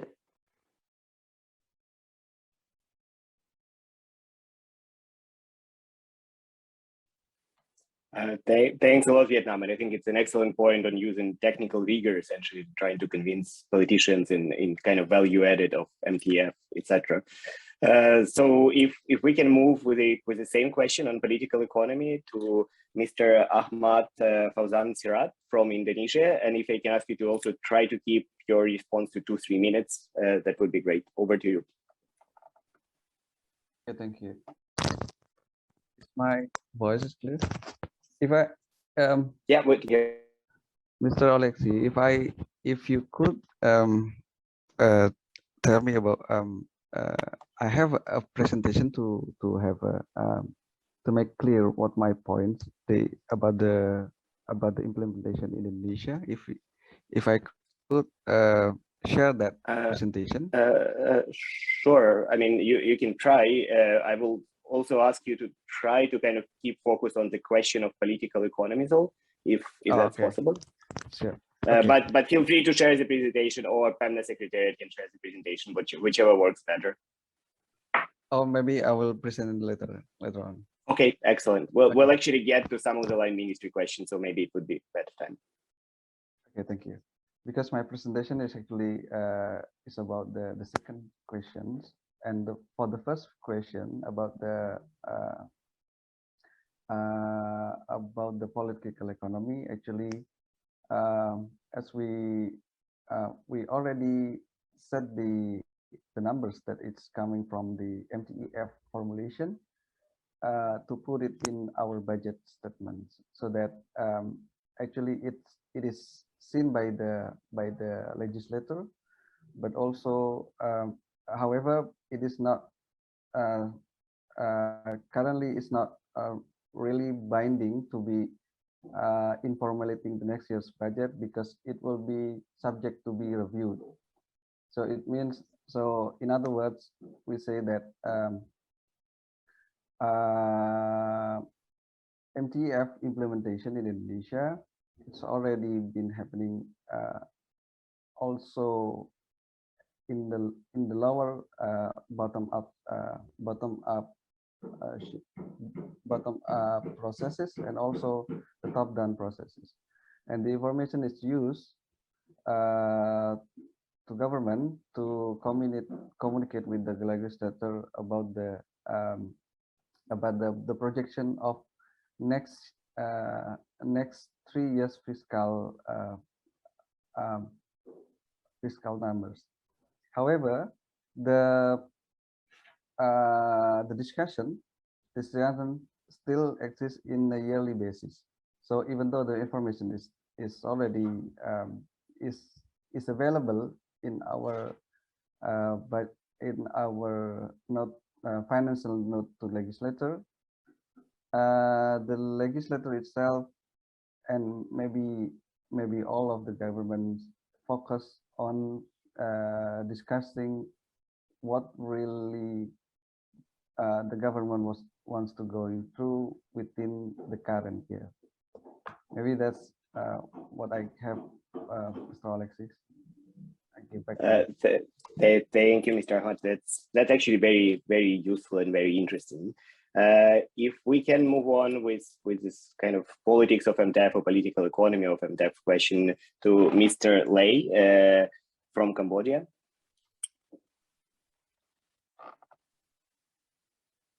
Thank you.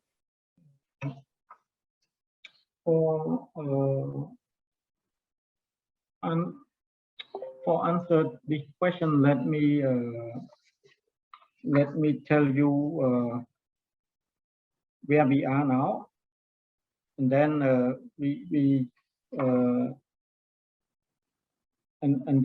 I can give some answer to the question. As I just said that we had the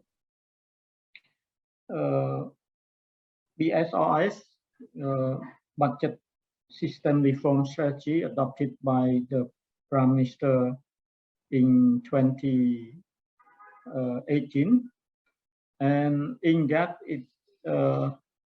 one of the reform we have to do it is we will formulate the medium-term fiscal framework and then medium-term budget framework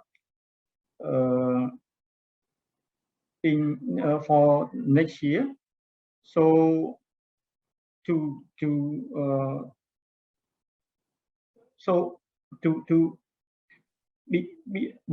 during these 2 years, we do the piloting the MTFF and the MTBF. For the MTBF, we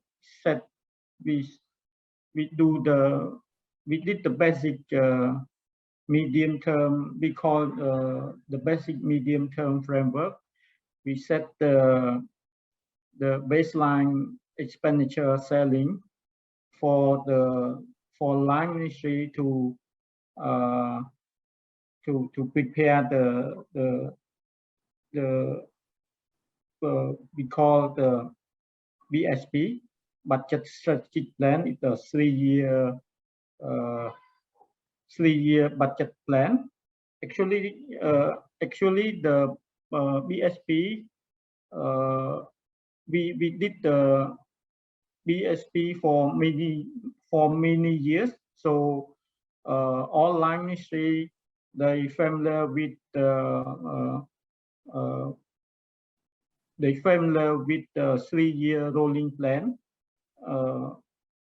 After we even we don't set the ceiling for the line ministry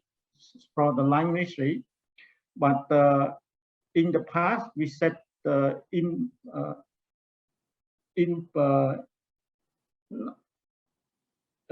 we set the indicative ceiling for the line ministry, so that they familiar with how to formulate a 3-year rolling plan.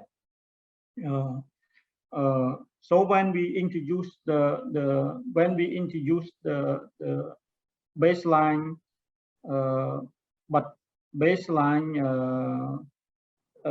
expenditure ceiling for them, so it's not a new for them, so they can prepare their 3-year budget plan. And for the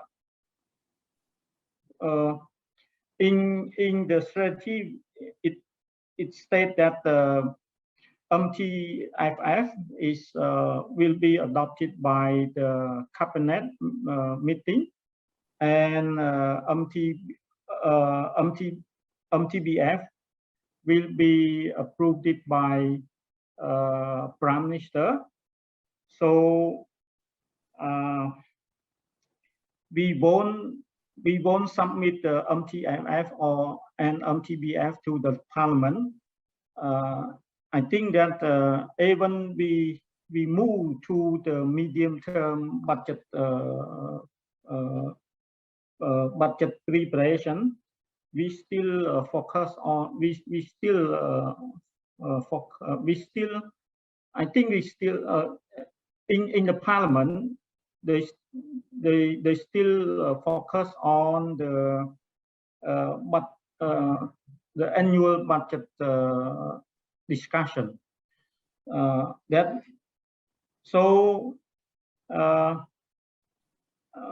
The question asks how to deal with the political economy issue. I think in Cambodia we maybe as the parliament won't approve the medium-term fiscal framework or medium-term budget framework, we don't have much difficulty in the political level discussion. That my respond to the questions. Thank you very much, Mr. Lai. And Dusan, I actually wanted to ask you last, so you have some time to kind of relax after your presentation and discussion. So any few minutes remarks and comments on your thoughts on how you deal with political economy of moving to MTF from annual budgeting? Well, I think I used and overused the floor tonight a lot. I'm glad that some of the issues reflect common problems in many of the countries. I think that my experience can be basically, my takeaway can be summarized in 3 or 4 points. One is that there's a prior political economy issue, which is the upfront issue. I come from a country that was going through a transition process, and quite a few countries that are participant here today also come with a similar background or political issue. So when you change institutions, there's a lot of upfront opposition to it. And this is logical. Doesn't matter whether the new institutions are better or not. It's a political position that many of the politicians and professionals in government and population expect. So they would all expect, the benefits of the old system without the drawbacks or the negative side of the old system, and it doesn't work like that in practice. So essentially, what happens is that they form an opposition, especially if the parliament has a lively debate. They form an opposition, and that which produces delays in the commitment on implementing those things. Delays are, on the one hand, bad. On the other hand, they're good because they give you more time to accumulate knowledge. So bureaucracy does not like fast reforms. They want time to learn. They want time to understand what's going on. They want to include this in their regular routine. The second problem is you have exhilaration. Once you change something, everybody is for it, and then they do it fast, and then they don't look at they don't produce a balanced look. So they come as a surprise in a year or two. You realize that the new instrument also has its drawbacks. It takes time. It's not always precise. So then you have this awakening type of political economy thing, which immediately goes to parliament and the political opposition. So no matter what the facts are, they're going to be opposing the change, basically saying, we told you this cannot be done. We told you this produces inequality. We told you this produces, a slow process, lack of data, lack of technology, and so forth. You have to find ways of overcoming this. And then the last one is when you go deeper in the political cycle, the issue is catching up with the leaders in the region, with the leaders in the world, because they all of a sudden they start asking you, why you're not doing it like New Zealand, and this is the question that you hear all over. It's not only for developing countries, everybody's asking that question. And then the issue really is for people leading this process in the Ministry of Finance or Treasury or similar ministries to be well informed and to be able to defend this, because it is on the road of rationally improving the budget allocation in line with the development goals. This is the down-to-earth tool, which is not ideal planning tool, but is a tool that allows you to put together programs / projects, therefore investment projects, together with the annual budgets, together with the 3-4 year budget framework, so that you overcome those divisions that were haunting us for decades. So in that sense, you know, you ought to be ready to address political economy issues at all the stages. Initial one, crisis help, as Bill was saying, crisis helps to overcome the political opposition. But then, you know, the professional one, you have to work on. So when you come to the third or fourth stage, you have to have enough people that can do it. That's Yep. all these are my Thanks. takeaways. There's nothing special. I think you know what needs to be done. It's just commitment to do it. And it's as Professor Pestel of Germany said in his long-term projection for the humankind, he said, I'd rather be approximately right than exactly wrong. So I think here you want to maintain strategic direction and not be completely distracted by detail. Thank you. Hey, thanks a lot, Dusan. Before we move on to the next question, can I ask PEMNA Secretariat how much time we reasonably have, knowing that we're slightly over time? So this meeting room will be open until 1 p.m. Seoul time, so we have enough time. Okay, excellent. So let's, I mean, just not to change the order, I guess, for now, we can move to the next question, and just not to keep everyone for too long. I think we can try to combine the second and third question into one, as those are related. And it kind of comes to the same issue of line ministries, but from 2 points of view. One is this whole bottom-up preparation that has been mentioned so many times. And the other one is on how do you control the budget when you move to kind of more flexible approaches to budgeting from the Ministry of Finance side. So if I can ask actually Bill to comment on this double question. So one is, what in your view are the key challenges for line ministries and maybe some kind of key ways to overcome them? And second one, how do budget controls change when you move to MTEF? Bill, over to you. Great, thank you. On the budget controls, I think, you know, this is a very important issue that it's kind of an exchange.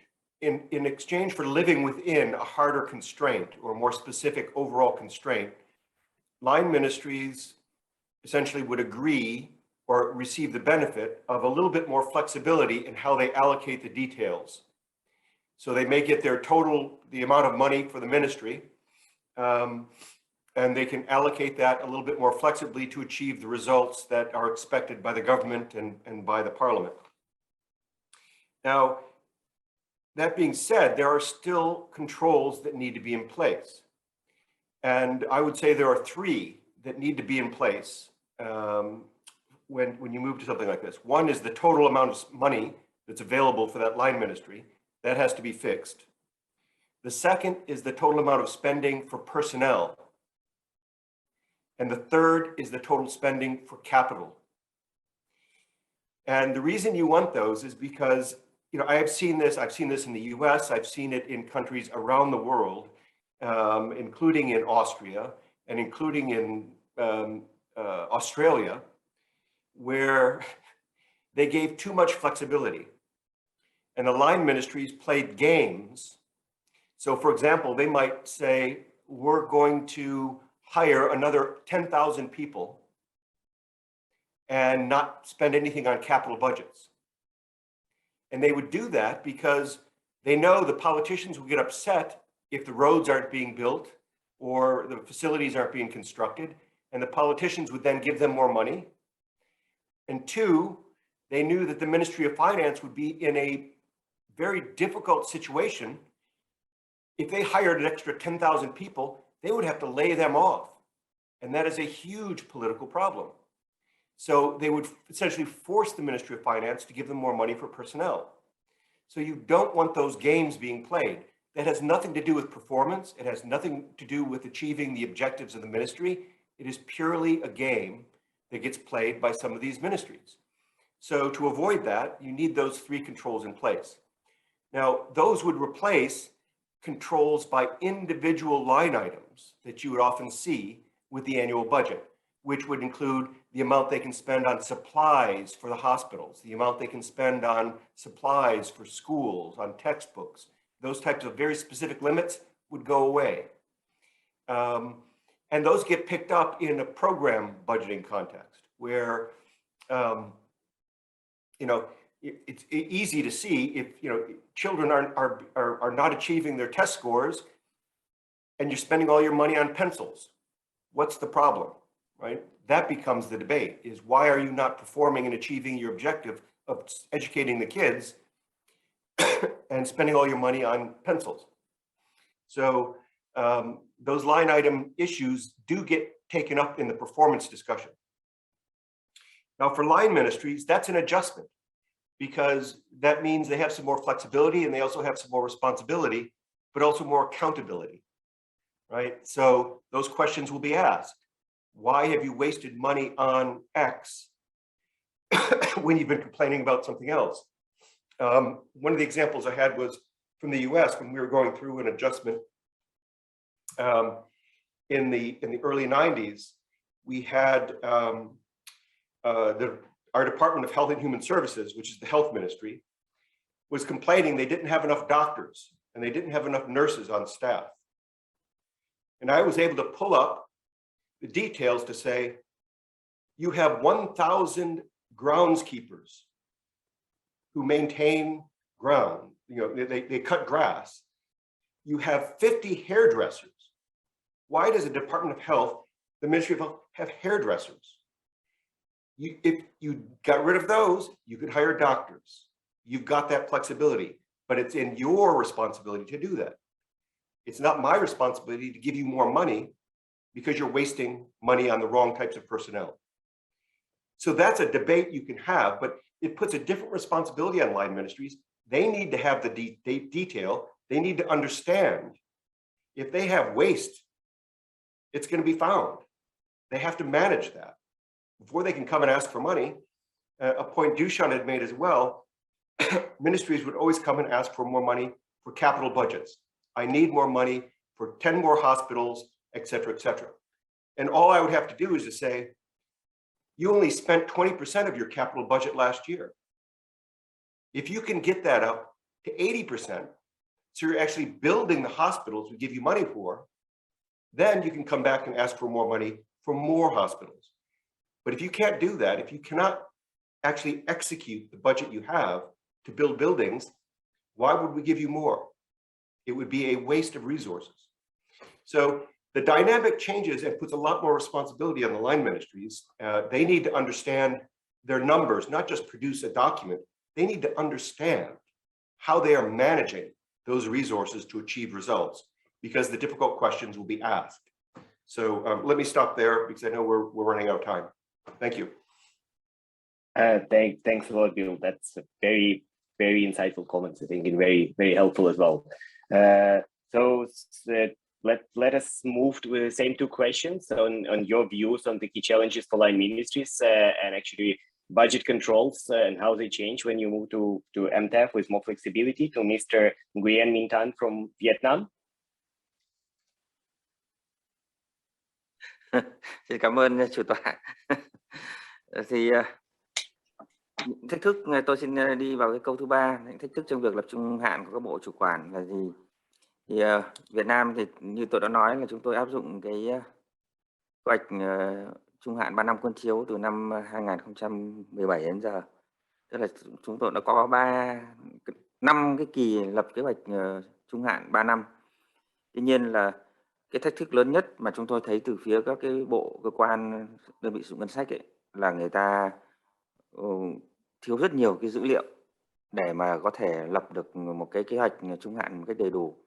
Theo hướng dẫn của Việt Nam thì chúng tôi sẽ có cái yêu cầu họ là phải lập ra là cái chi tiêu cơ sở là gì, đề xuất ra chi tiêu mới là gì. Thế nhưng mà thực tế là các bộ các ngành là không chỉ ra nổi cái chi tiêu cơ sở của mình, và nhiều khi còn nhầm lẫn giữa cái chi tiêu cơ sở và chi tiêu mới. Và đây là cái này nó xuất phát từ cái nguyên nhân cơ bản mà lúc nãy trong cái bài trình bày của ông Dusan cũng đã nêu rất rõ, đó là cái sự yếu kém về cái nguồn nhân lực. Bên cạnh đấy là cái việc thống kê hay là gọi là cái hệ thống kế toán là nó cũng có vấn đề khi mà không hoạch định được các nhiệm vụ, không chỉ ra được các cái nhiệm vụ một cách chính xác, dẫn tới là người ta bị nhầm lẫn là chuyện đương nhiên. Cái thứ hai, cái khó cho người ta là cái khung khổ mà cơ quan cấp trên gọi là hoạch định ra cho họ cũng hay bị thay đổi. Nói một cách vắn tắt là nếu như ở trong kế hoạch trung hạn trước thì chúng tôi hỏi, ví dụ như bộ A là chúng tôi đề cho họ là cái mức chi tiêu cho cái trần chi tiêu cho cả 3 năm là với mức ngưỡng là như thế này, nhưng đến năm sau thì do cái điều kiện kinh tế thay đổi và đặc biệt là cái việc mà dành cái nguồn cho cái, tôi nói ví dụ như năm 2020 2021 chẳng hạn, phải dành nguồn cho cái việc mà ứng phó với lại Covid, dẫn tới là chúng tôi cắt giảm cái chi tiêu của họ, và vì vậy là cái trần nó bị thay đổi rất là nhanh, dẫn tới là họ cũng không biết thế nào để mà lần để mà gọi là có một cái lập một cái phù hợp. Và vì thế thì bây giờ nói về giải pháp ấy thì chúng tôi cũng đang cố gắng làm sao nâng cao năng lực cho họ, và tức là tổ chức các cái khóa tập huấn về lập kế hoạch trung hạn cho họ. Cái này đã làm rồi nhưng mà hiệu quả nó cũng chưa được tốt lắm. Cái thứ hai là trong cái việc hoạch định chính sách và đặc biệt là hoạch định cái trần chi tiêu ấy, thì cố gắng là bám sát. Nhưng mà quả thực là trong cái bối cảnh mà có nhiều biến động, tại sao tôi quay lại câu hỏi là tại sao tôi lại hỏi là làm thế nào để lập được kế hoạch trung hạn trong cái điều kiện mà có nhiều biến động về kinh tế xã hội, thì chúng tôi hiện tại là cố gắng để làm sao mà đưa ra được những dự báo sát nhất. Thế còn trong trường hợp mà không mấy được thì chúng ta sẽ cùng nhau để khắc phục trong cái quá trình mà thảo luận dự toán hàng năm. Thì đấy là cái cách thức Việt Nam đang làm. Xin cảm ơn.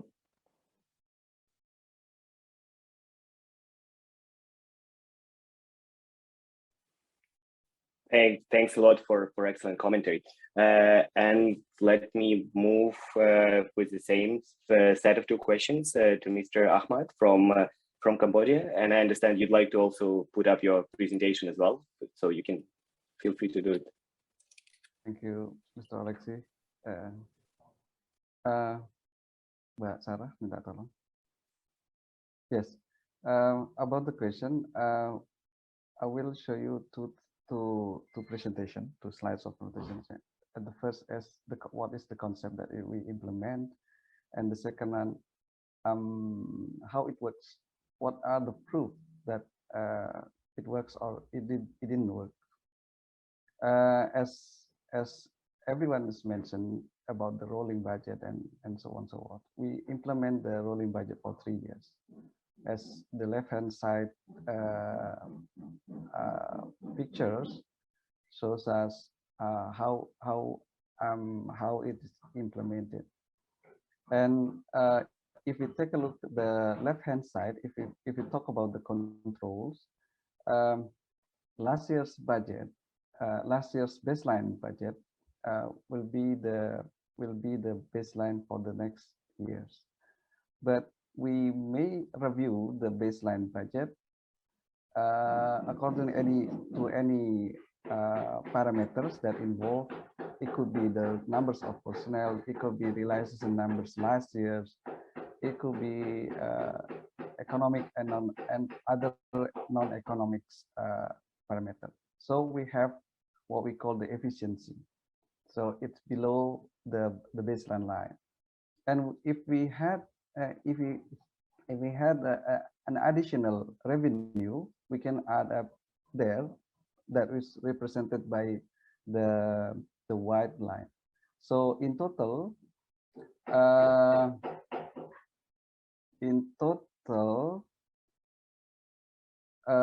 between the dark blue line and the white line is the space available for new initiative.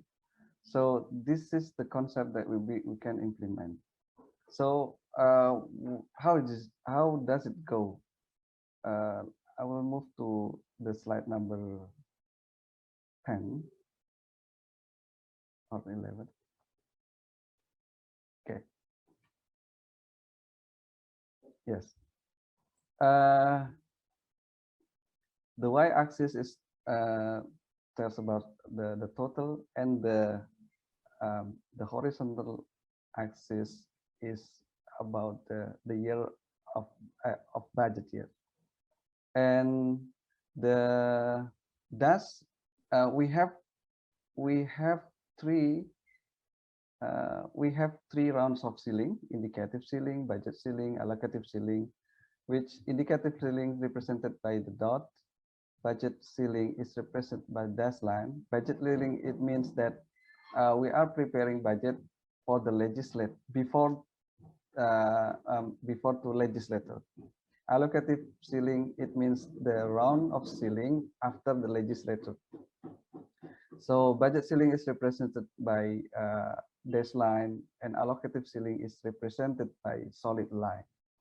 So what can we have from this graph? So it says that the prediction is getting on track for aggregate level. So if I can show you this in 2020, so the projected number is around a little bit lower than the red dot, which is it represented as a baseline for the budget to 2020. And if we move to the left, okay, it shows that here's the dot line. So this is the projected number, and the projection of next year budget or forward estimate, it is somewhere around here. So it's sometimes goes up, sometimes go down. However, when we talk about 2021 and 2022, it is still an anomaly. Maybe this is because the pandemic situation, so that we cannot really project what really going to happen for the next year. So in other words, it shows that the way we think about the controls, the ceiling that should become the baseline, everyone's already following this projected number here and also around here. So it means that we have a major improvement, even though if we talk about the more detail, it may be still something to be worked on. So maybe that's where we talk about control. In other words, we said that currently the prediction is going on track with the baselines formulation for the next years. Thank you. Thanks a lot, Mr. Serat. That was very interesting and very good presentation as well. So let's move to comments and views from Mr. Lay from Cambodia.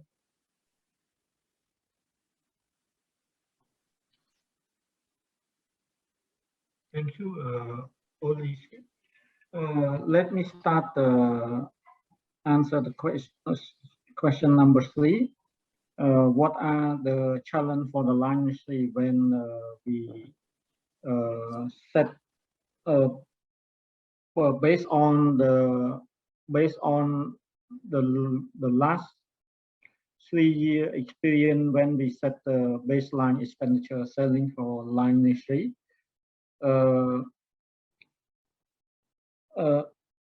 Let me tell you to answer the question. Let me tell you the experience we implement the program budgeting. We start implement full program budgeting in 2015, and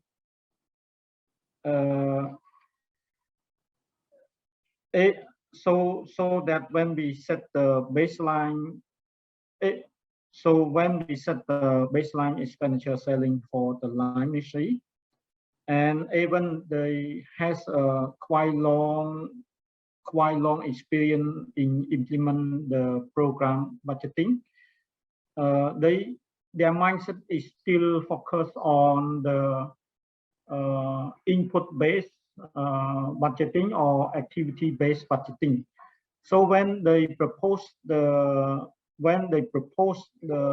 budget for their 3-year rolling plan budget and the annual budget, firstly they think of activity they want to perform during the years or during the 3 years. So I think we have a challenge as the same as Vietnam experience. The capacity of the staff of the line ministry staff to prepare the program budgeting and also the 3-year annual budget and also an annual budget. They still their mindset still stick with the input based budget. And we also even we said in the circular that we set the baseline expenditure ceiling, but when they have a new policy, they can propose the budget for implement their new policy, and during the budget negotiation they can propose, they can prove they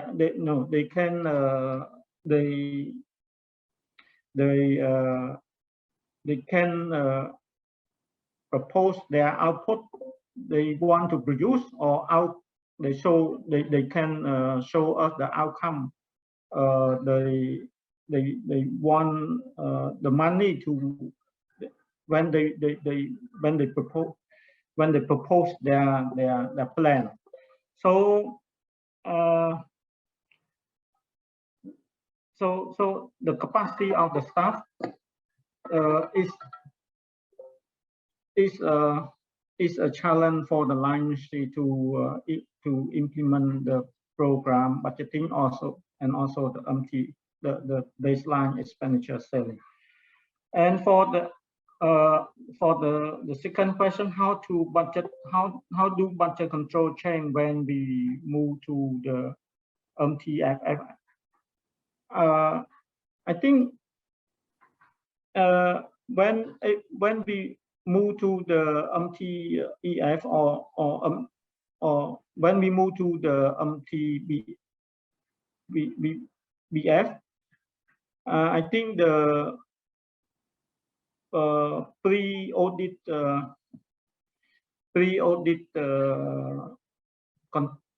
pre-control or pre-audit is still necessary for us, because as Bill said, we also want to make sure that but the budget is allocated, for example, to buy the pencil. We have to make sure that at the end of the years we see that the budget is spent on the pencil. Yes, that's all my answers. Thanks a lot, Mr. Lake. And then let me come back to Dusan. Dusan, any comments on your side, and especially, I mean, for your case specifically, because there were some kind of questions on that. If you can elaborate on your experience in dealing with line ministries, in particular in case of Serbia, would be great.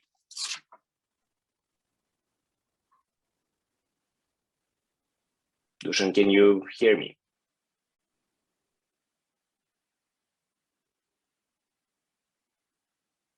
Okay, I think he may have some connection problems. I mean, I think we can skip Dusan's comments from now, but we can get back to him later when he comes back. We're pretty much done with kind of more formal questions, and if everyone agrees, maybe we can spend the next 5 to 10 minutes at least to allow people to ask questions to any of the panel members. So if you have any question to either PEMNA representatives who were kind enough to agree to be on the panel, Indonesia, Cambodia. Oh, Dusan, you're back. Yeah, I pressed the wrong button, so the screen disappeared somewhere. I have a couple of very, very short, brief comments on this. Sure, please go ahead. Rich history of moving to budget controls under MTEF. In my case, it was moving. There were cases where I was doing it for other countries, but when I was working on my country, it was moving to a combination of MTEF and program budgeting at the same time, and with fiscal consolidation. So the issue really is you have substantive issues, and then you have formal, legal, and administrative issues. Now, first you have to fight to get accepted with the substance, and then you have to fight to change all the laws. We had this organic budget law or comprehensive budget law that is usually changed only once a year when a new budget is passed, and then you make all the changes. So we were working on the draft amendments on this. But the real issue is you don't want them to be picky on individual line items anymore. And then something that Bill raised here, which is you have to slightly change your perception of the allocation for labor and capital. You don't want to give them all the freedom in the world to do whatever they want. You want to give them some flexibility, but reasonable flexibility within the outcome framework. So you tell them, as long as you can achieve this. The issue is, for example, can you replace 20 workers with one machine in doing some street repairs in the capital city and things like that? So the issue really becomes an economic issue. So my main concern was fighting the legal profession to draft the laws that will be different, and fighting the bureaucracy to be able to build in. It's easy to say flexibility, is much more difficult to do it in practice. Then regarding challenges of the multi-year, the issue really is what if there are slippages? Well, you plan, for example, a project that's let's say going to have implementation 20%, 40%, 40% in 3 years. And then all of a sudden you realize that the team is better, you're not running late, and you can do 40% the first year, and there's somebody else who is doing less. Then the question, the traditional way is you have a budget reserve, and then you go through some process by the Ministry of Finance and the government to reallocate resources. The question really was, doing it pedestrian way is possible, but it takes enormous time and effort to do it. So the question is, can it be done on a more criteria-based basis? You don't bother me if you are running late and you won't be able to use the resources. Give them some benefits to report that. Right now, it's December and they have 25% of resources unspent. And I said, there's no way that you're going to spend this. And they have no incentive to give up the resources. They have every incentive to sit on it till December 31st and then say, well, what can we do? It was not me, it was somebody else. So changing this, the logic of how do you measure performance. So my message is, it's element of performance that have to go in tandem with the inclusion of the it's why it's logical to move from FF to BF to PF, because it's essentially performance where everything is interchangeable and it makes sense. And then finally, the key challenges are, after the excitement is gone, and they get the projects that they want, the incentive to continue dies down. So in the case of Serbia, there was another incentive which was linked to the European integration process.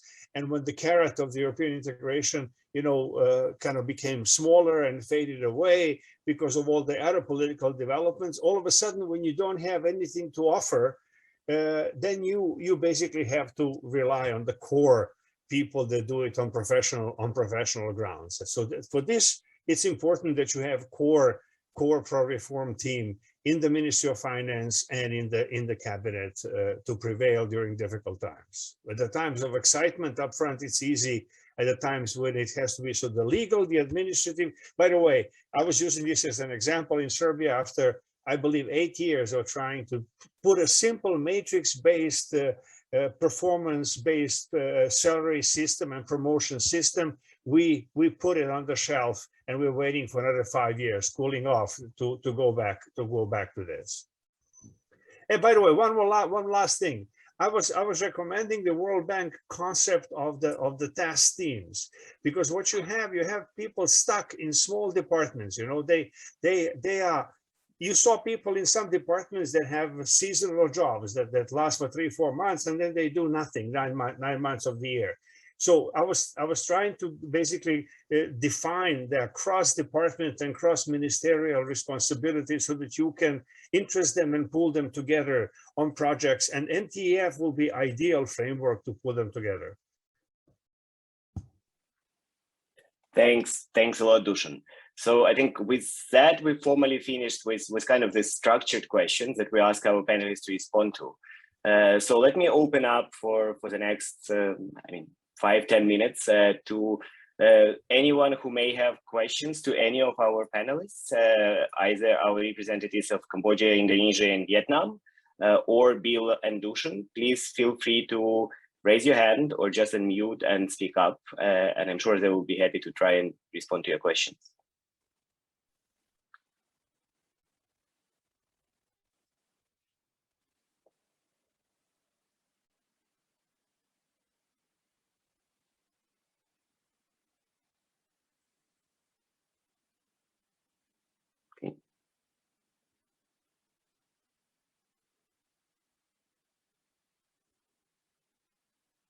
So if we don't have any questions, I'll just wait for another 5 seconds. If you have them, please feel free to speak.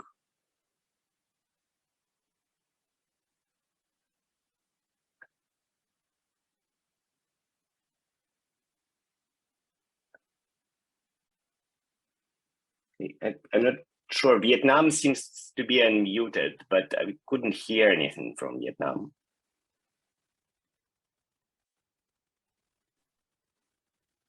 Xin cảm ơn. Oh. Okay.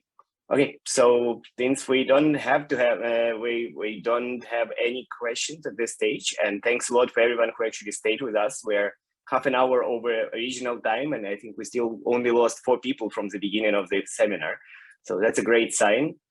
So I'd like to thank everyone, thank our panelists, all 5 of them, for great discussion, actually great insights, and everyone else for very active participation. I think we saw some very kind of good takeaways from the discussion today, right? So politics is kind of very integral part of MTEF reforms, not easy, but need to be managed. I think we also heard that capacity of line ministries is a bottleneck for many countries that have been doing MTEF, and will probably be a bottleneck for foreseeable future. But the one that needs to be tackled through training program and through working closer with the Ministry of Finance. And I think the other very final important takeaway is that controls may be more flexible, but need to be maintained with level of rigidity that will depend on country circumstances. So that's all great lessons and a great discussion. And let me with that just conclude and hand over back to the PEMNA Secretariat for concluding remarks. Thank you.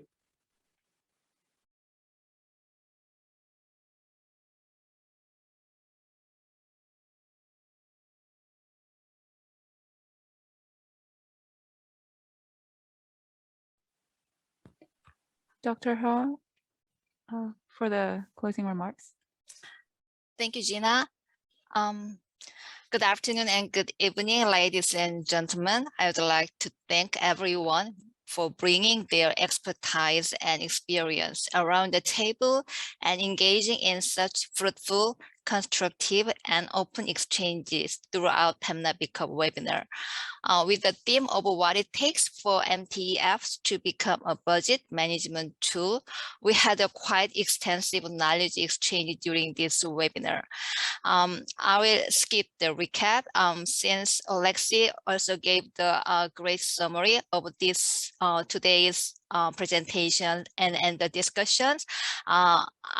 Before we finish, I would like to express a few words of gratitude to those who made this meeting possible. First, I would like to thank Mr. Rofianto Cunyawan, PEMNA B-CoP Chair, for his amazing leadership and support for this event. I'm also grateful to Mr. Alexei Balebushko, PEMNA B-CoP Facilitator, for all his excellent efforts on organizing and facilitating this meeting. My special thanks go to Mr. Dusan Vujovic from World Bank for fantastic presentation, which made the overview session very helpful. I would like to thank all the panelists, Mr. Bill Dorotinsky from World Bank, Mr. Sokyang Lei from Cambodia, Mr. Ahmad Fojan Sirat from Indonesia, and Mr. Nguyen Minh Tan from Vietnam, for sharing your experiences and knowledge and for bringing your professional expertise to the table. I would also like to thank the delegates from the PEMNA member countries, EU, Treasury of Russia, and US OTA for engaging in such fruitful and constructive exchanges through the webinar. Let me conclude by thanking all of you once again for your time and valuable insights. I look forward to welcoming you again at the next PEMNA meeting. Thank you very much and stay safe. Thank you.